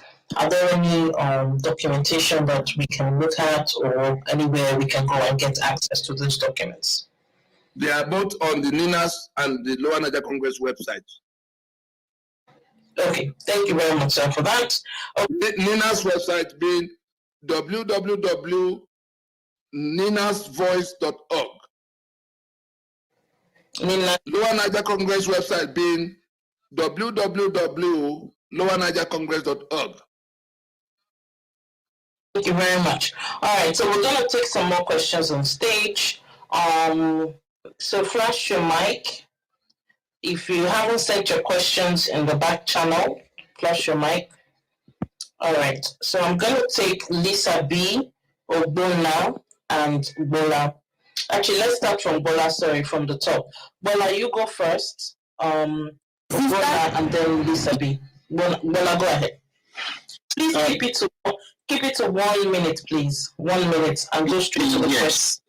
Thank you. Well, it's not a question I expect Mr. Tony to answer this night, but I've exchanged messages with you earlier on WhatsApp. I sent one this morning.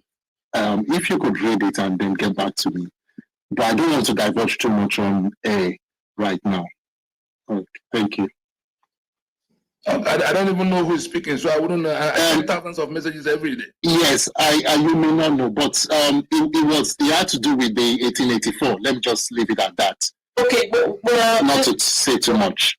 The question is, if you have a question, if you feel comfortable sending it to one of the mods so we can send it to him, or if you want to send it directly to him, then you might see that he might have a lot of back channel messages. So I'm not sure, but Mr. Tony, he said that he sent it. I will expect something that will indicate to me where to search, and it's on your WhatsApp. It's on your WhatsApp.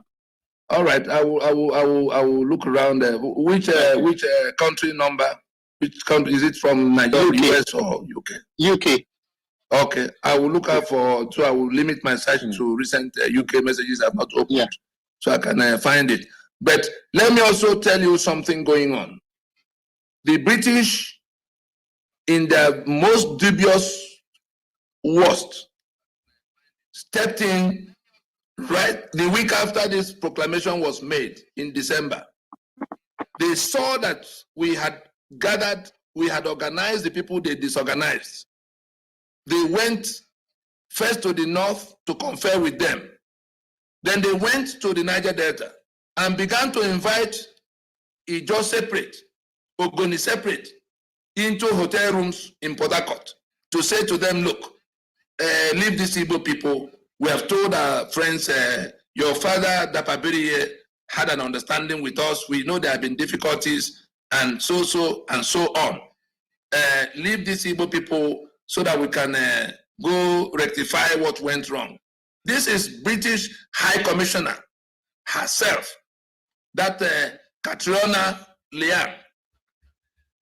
And then the people she was talking to, she didn't know how much they already knew of the pranks they were playing. The people she was talking to now asked her, say, look at our environment. Look at what our alliance with you against the Igbo has brought upon us. Our land is devastated. Our people are being killed and insulted on a daily basis. They have even taken more from us now than we had before. We have tried it for all these years. It hasn't worked. Leave us with our mistake of going with our neighbors. That was the time they came. I'm sure you heard when it went public that the Ijo told the British that they were fed up with the Union of Nigeria. That was also the period the Ijo leadership went to tell Buhari that everything considered, they are not going to endure this union any further. That is on the one part. The reason I went to that is to tell you that somebody who talked about the British and how we get them. Britain is central to the problem. Even ahead of the Fulani. They are the sponsors of this Fulani brigandage. They are the chief beneficiaries of it. Nigeria remains a business enterprise in which they hold the head of the knife and the Fulani is their local agent. Therefore, everything we are doing, they have a desk in London trying to counter it. They are pumping a lot of money. They are doing physical visitations. But unfortunately for them, there are two things that have changed. Everything they did since 1884, 1885, Berlin Conference, Ninth Amalgamation, everything war. This constitution, nobody is going to send us on any wild goose chase. The last question, the person that said I should go and read what he sent. Nobody is going to send us on any wild goose chase of going to look for documents of what happened 120 years ago, when we have a document of now that has our signature as the only authorization and that has everything we want changed inside the document, so that if we pull back that signature, the entire thing that took them this length of time to build together will crash. They will be entirely at our mercy if we focus our action on taking down that constitution that has all their eggs, the eggs they had gathered since 1884 are in that one basket.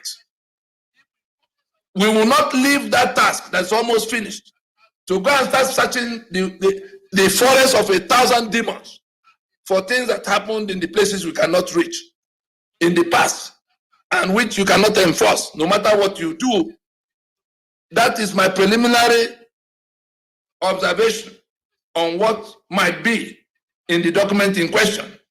The 1999 Constitution is the culmination and cumulation of everything that was done to lock us down as slaves here, while our assets are taken away against our will and our lives compromised, sovereignty taken. We'll focus on that one that will solve all our problems, taking care of even the past, because our sovereignty will be back in our hands. Thank you very much. Next question, please. Thank you very much, sir. Now, you're next. Please keep it 1 minute, 1 minute only, please. Go straight to the question. Okay. I thank you, Tony, and every other person who continues to seek to see that we negotiate our fates with the Nigerian question. My question goes thus, bearing in mind the Anambra upcoming election, and I know as though I've not really read what's on your site, I must say the truth, and I will try and do that, but I know you guys are seeking for creating a log jam to see that that election doesn't hold. Then there's also a call for election boycott by some other parties. So I want you to help us clarify the difference between these two, and let's hear your suggestion. That's just my question. We put it in writing, even in that proclamation, which is why in the coming days, anybody who will take our time to ask questions must first satisfy us he has read that proclamation. We said it very clearly that we are talking, our concern is not with any other election than the national election requiring the whole country to hold. Because if we leave that one, because it gives us time, the next national election is 2023. We are not talking about boycott on the day of vote. We are talking about getting the political parties to stop the journey. If we have to fight with them, we are going to fight with them to say, look, no matter which of you wins, this constitution you subscribe to is what we have repudiated and rejected. It's the source of our misery. If at the time we are rejecting it, you are trying to give life back to it by way of election, we're going to fight now, not tomorrow. You must close shop. Let somebody come to separate that fight so that the whole world will hear that we who are dying, who are being killed under that constitution, have rejected the journey to election that will happen in 2023. And therefore, in the pushing and pulling, because if the populace realizes that this is life or death, I tell you, they are going to be able to stop the political parties from coming to do any form of business until the constitution by which the winner will govern is settled. That is totally different from saying you want to go and disrupt one small, even if you shut down the 5 southeastern states. Nigeria, under the current constitution, Nigeria requires only 24 states to hold a valid presidential election. It will continue to present itself as a democracy before the globe, before the world community. Whatever you did in your small corner will be of no consequence.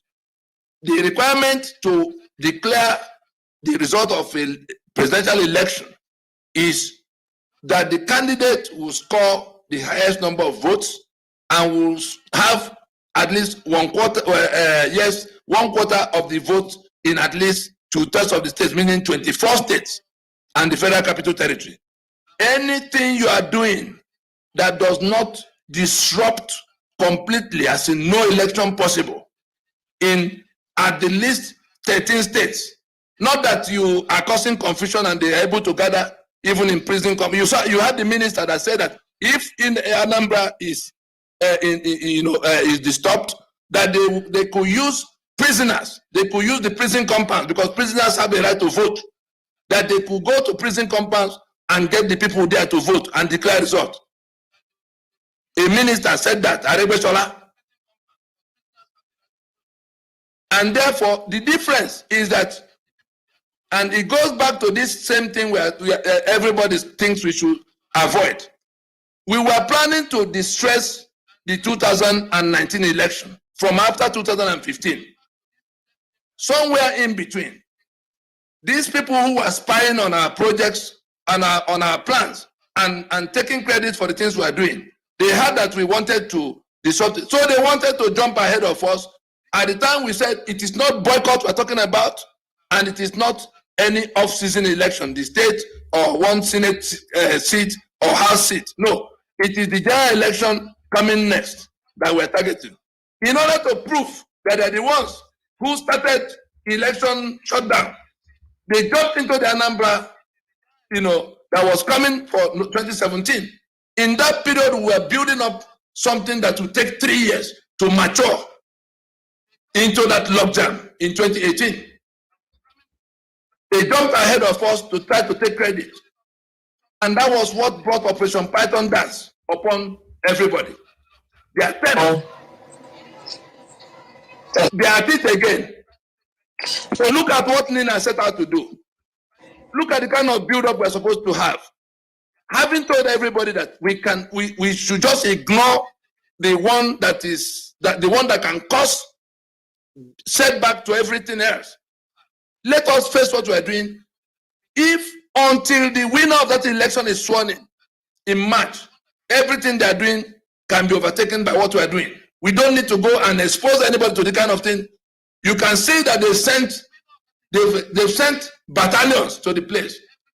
They are going to kill people unnecessarily for something that will not solve the problem we're talking about, because we have not connected the message with the masses. We need to connect the message with the masses, focus everything on the political parties that are taking us to that election, so that our contention is not with the soldiers or with the INEC or anybody. Our contention is strictly against the political parties. Let us see how they will function in our space. If we tell them we can't go, they can't go, because they're going in our names. Thank you very much, sir. I think that brings us to the next question. Before we go to that next question, I want to thank everybody in this call today, and also thank you very much, sir, for honoring this invitation to come to this club. It's been a great conversation already. If you are not following the club, please follow the club, the Rubicon. Today we're talking about the fraudulent Nigerian Constitution and the 2023 election with Dr. Tony Nandi.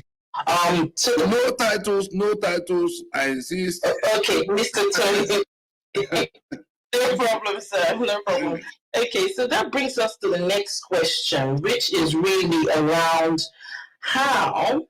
So we talk about the electoral process. So how will this movement stop the electoral process, and how are you looking, or the movement looking, to reach the populace and the population of Nigeria, or also to the grassroots, and change mindsets to be able to sort of go with this idea, or this vehicle of the Ninas movement? Thank you, sir. Thank you. That's the whole reason for making this sacrifice. I've been speaking continuously. I've been in 3 cities today. 3. By the time I wake up tomorrow morning, I'll be addressing a meeting involving people from about 11 states of the Middle Belt at the topmost levels. at some point in the morning hours, I'll be heading out of that location to another location to address people who had been stopped by injunction from functioning in their own space, but who had to carry on with the matter. Injunction was obtained to stop them from doing the business in Yenagua, and everybody has relocated. And so the reason we are doing this is to put this information in the hands of people with sufficient education, people with sufficient skills, people with sufficient commitment to seeking change, not those who are pretending, not those who are looking for how to make quick gains, like we have seen multitudes do. If the people present in this house and the ones of yesterday and the ones of tomorrow and the ones of next week and the ones that will come to Nina's, there is no reason why, if we put our minds to it, if we do not start by arguing without examining the proposition, if we examine what we have on the table as the plan, because it has even drawings. I'm sure some of you have seen Domino 1 and 2. Anybody who has those documents can take this business to finish. Understanding very clearly that the Constitution is the thing that are responsible for keeping that Constitution alive. And therefore, since only political parties contest elections, nobody else, that the rest of us can tell them, no, you can't go this next one until we sort out this Constitution. It is by, if we have 1 million people, even 500,000 that are serious, to take this message, use all the skills and what the internet can offer us, and spread that message. Get more people to know that this can mean life, this can mean death. And then they begin to speak up before they go to riot, before they go to street action, because they want to start by going out there to behead policemen. That is what means action to them. But we're telling them, no, before it comes to that, there's something that can be done that is much more important. Because for every one rifle you bring, they have 1,000 rifles to meet you in your community, wherever you turn up. Policemen are already there, DSS already there, wherever you turn up. And if they do a reinforcement, you see what has happened in Anambra for one election. DIG this, DIG that, 3 AIGs, 14 police commissioners. You can't imagine the number of mobile police contingents that have been drawn from many states. They started with 34,000 policemen, riot policemen. Now bringing this level of supervision with soldiers that are already deployed, not counted.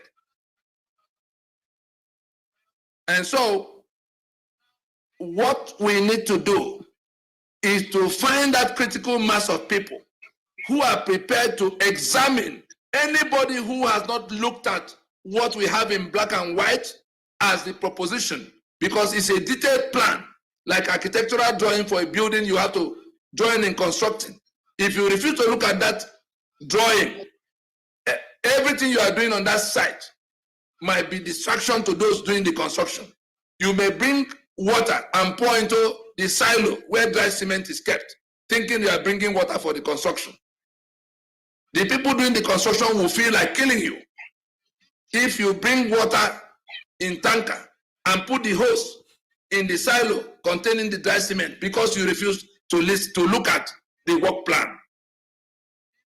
I'm informing us that the task of taking this message to the grassroots is what has come upon our shoulders as the fight of our generation. If we do it, we will be averting the more serious fight. Those who have to use weapons in this fight already went ahead of all of you a long time ago. The only thing they have the discipline to listen is the ones that refuse to listen, that are going to crash their heads against stone walls. Their heads will be broken, they'll be buried. They may think they are doing great job of liberating everybody. But they've been the biggest impediment because they choose to work with ignorance when there's knowledge.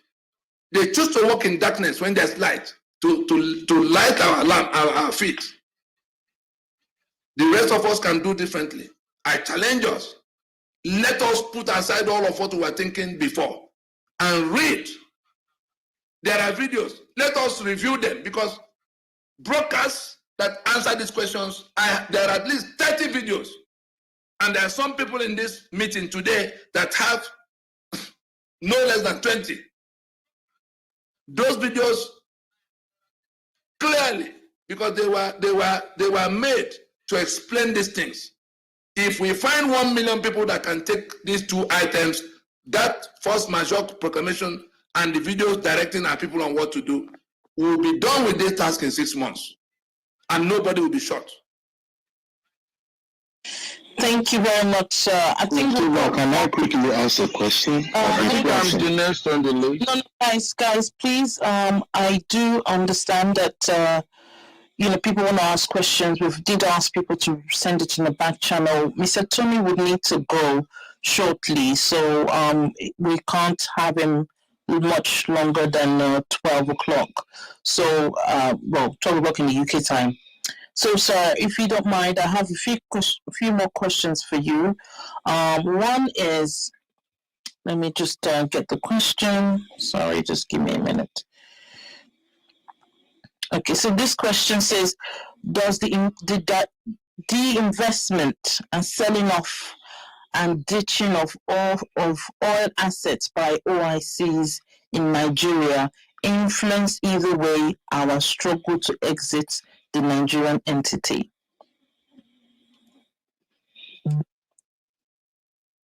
Did you get the question, sir?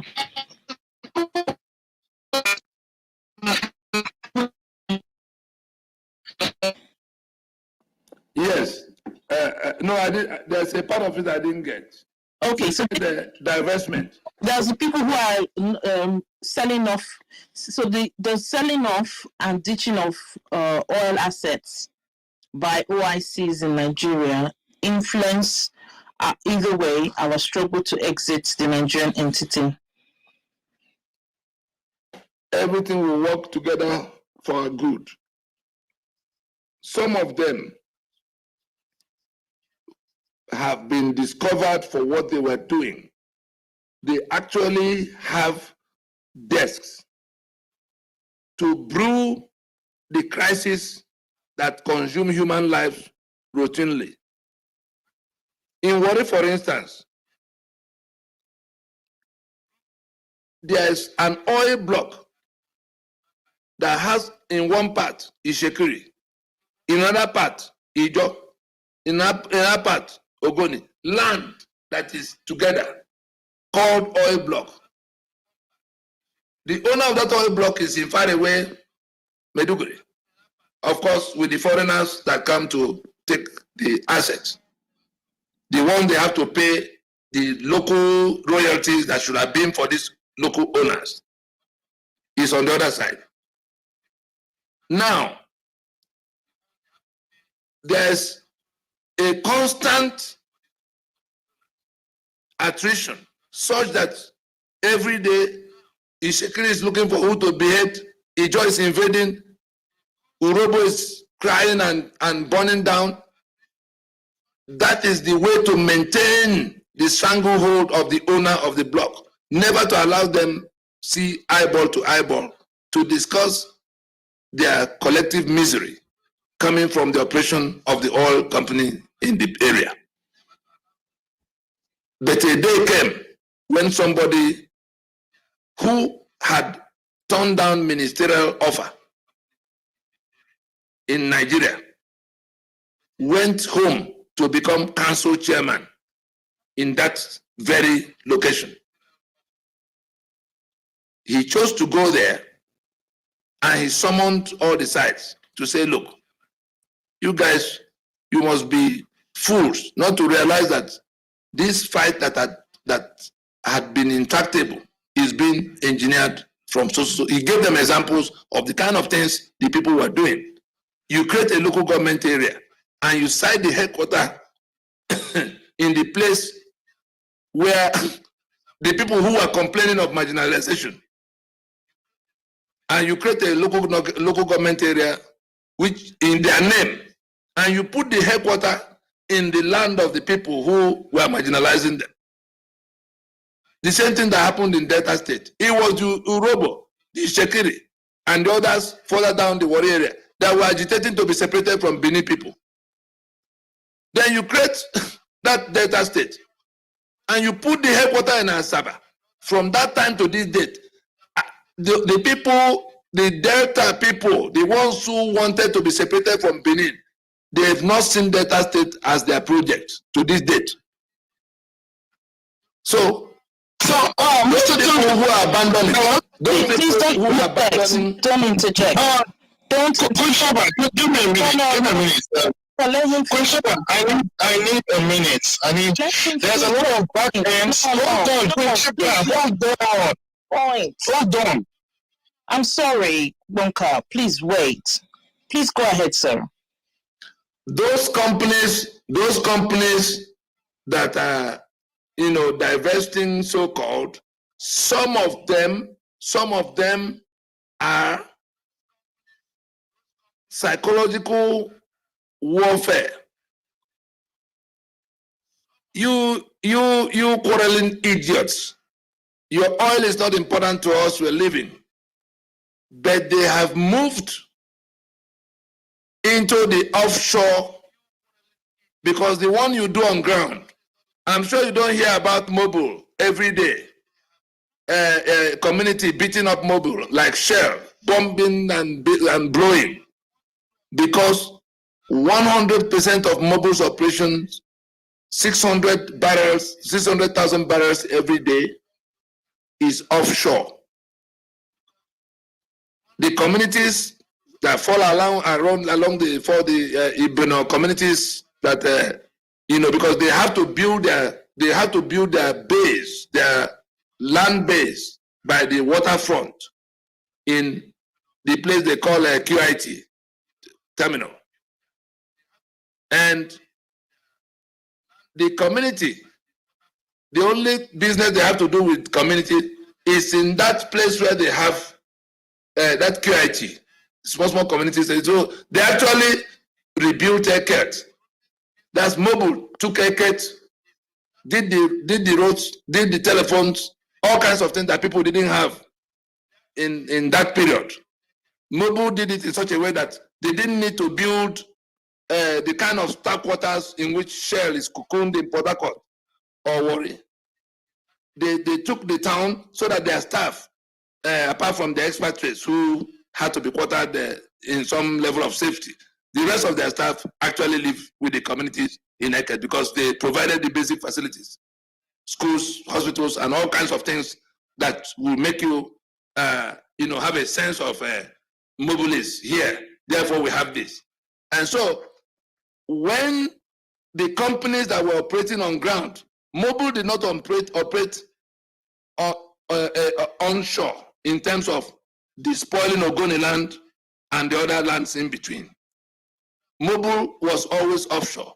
Shell, when they realized that 95% of their problems were coming from their land operations, began to give up some of those investments and moved deeper and deeper into the sea because technology was improving, and they decided to invest more into, there's a company called Snepco that they formed to move away from the land, the land, Ogoni land, and other places where trouble was every hour more trouble. So those divestments are mostly to move away from those trouble spots to safer areas that are mostly offshore. And they can do it quietly, you will not know, but they are making some noise of it for us to have the sense of a sinking asset. It's a psychological fight. Yes, the world is moving away from oil, but every step of the way, you can imagine what that revenue means for the countries that have not organized themselves sufficiently. But these people want to, they think these people should be told that their asset is not worth anything anymore, so that they can. That's part of the containment strategy. If the people from those areas will listen to what they are being told about what needs to be done to even save what is left and use it to clean up and get started on the right path, away from what Nigeria will desire for them, they are still, pretty much that could be achieved if only they will listen. Next question. Thank you, sir. Okay, so we'll take Lisa B because I called him. One next question. We need to address something. So please, can I have the floor for a minute? The last question, previously the last question was not addressed well, and there was a lot of questions on the back end. And this is the situation. How is the political process going to be stopped? What exactly is the blueprint? Is it that we're going to stop political rallies from holding, or stop them from meeting, or stop them from putting their placards, or stop the TV stations from airing them? This has to be clear cut. We need to understand that so that we can know how to key into it. And it wasn't really addressed fine. And somebody else asked the question from the back there as well. Should we just fold our arms and watch people continue killing us before everything is fixed? So should someone not come out, even if it's the least they can do, to do what they need to do to defend themselves? Because I mean, human lives is not flies, and we can't just keep dying until something happens in 3 years or 4 years' time. And the next day, someone is going to die next week. A city is going to be raised next month. A whole community is going to be raised next year. So are we just going to fold our hands and not do anything until something is done by UN? These are things that needs to be addressed. These are the kind of questions that infuriate me. And when those questions are asked, I answer them in the manner that will show that they shouldn't have been asked in the first place. We knew that these killings are taking place. We are taking steps far beyond what we can share with you. I'm in the field where it's happening. As where I am now are the places where people live in apprehension for what next will happen. Southern Kaduna, Plateau, Benue. We are dealing directly with the people who are in that war front. There is something called covert and overt.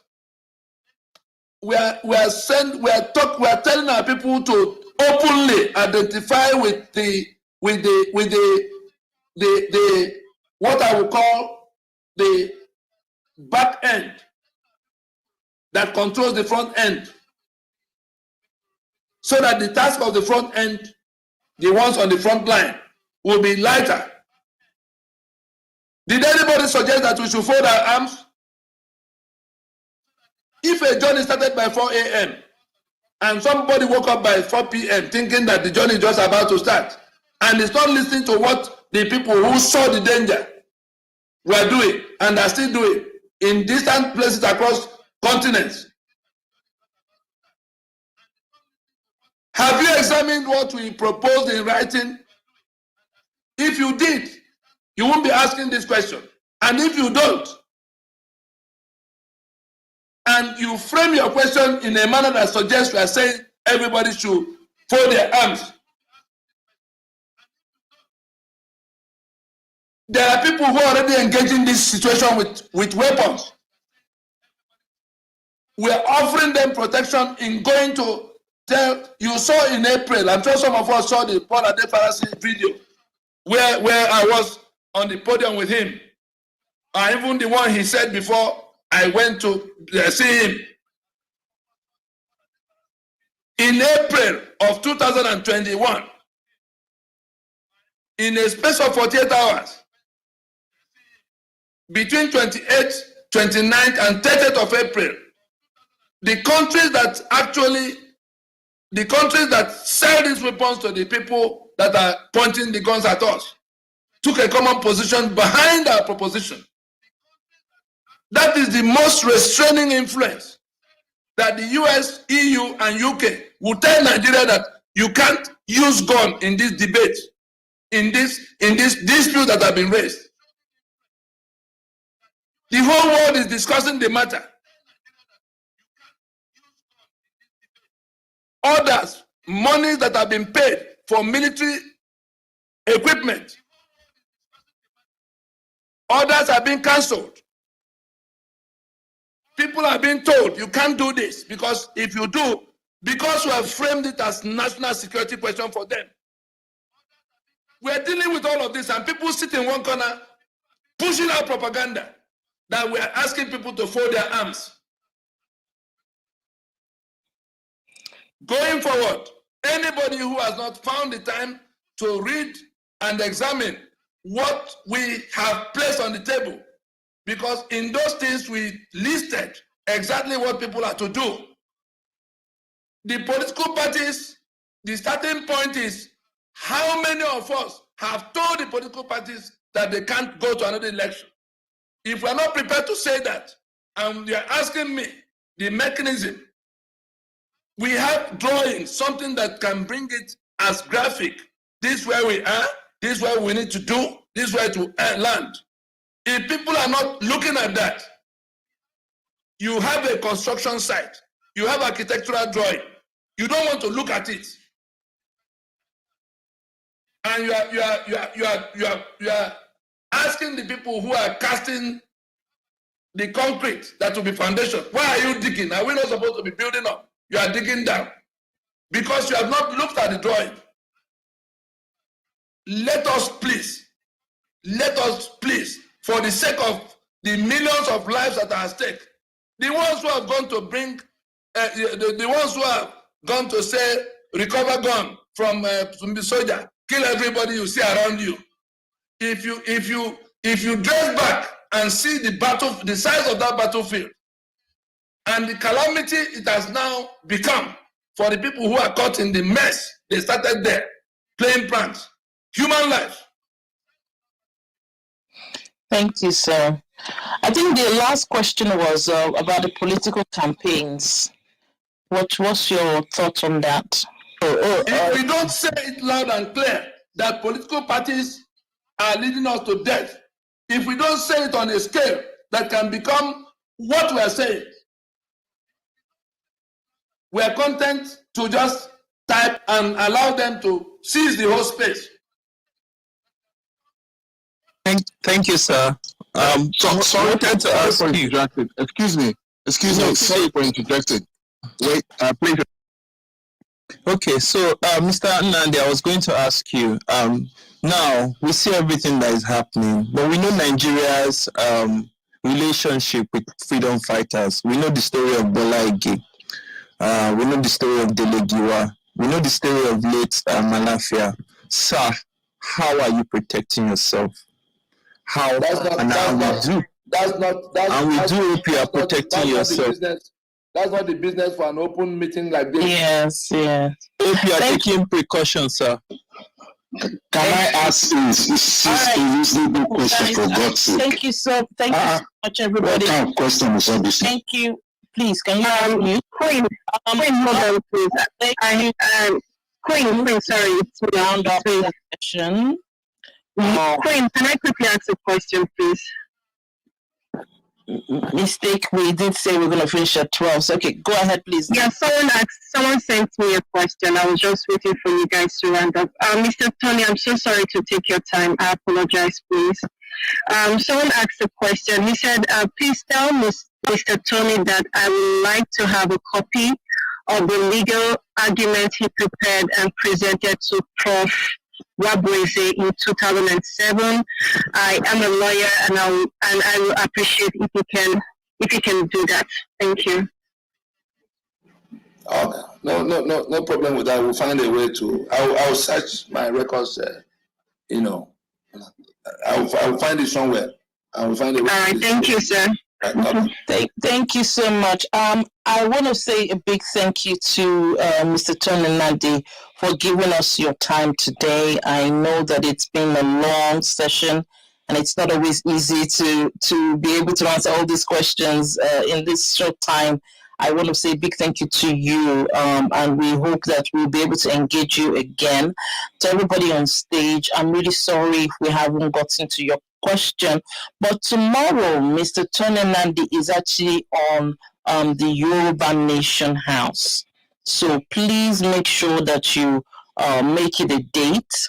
All the questions that you haven't been able to ask today, please have it ready. Those of you who have sent the questions to me and we haven't taken it, I will pass it on to Otumba and the moderators in the Yoruba Nation House. So hopefully we'll be able to compile some of these questions beforehand.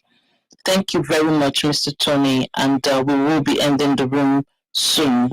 And thank you, everybody, for attending this session today. God bless you. Thank you, sir. I must run now. Thank you, everybody. See you next time. Thank you. Thank you very much, sir. Thank you. All right. Thank you. Bye. Thank you, everybody. Bye-bye. We'll speak to you again tomorrow. Please join the Yoruba Nation Club tomorrow to be part of the nation.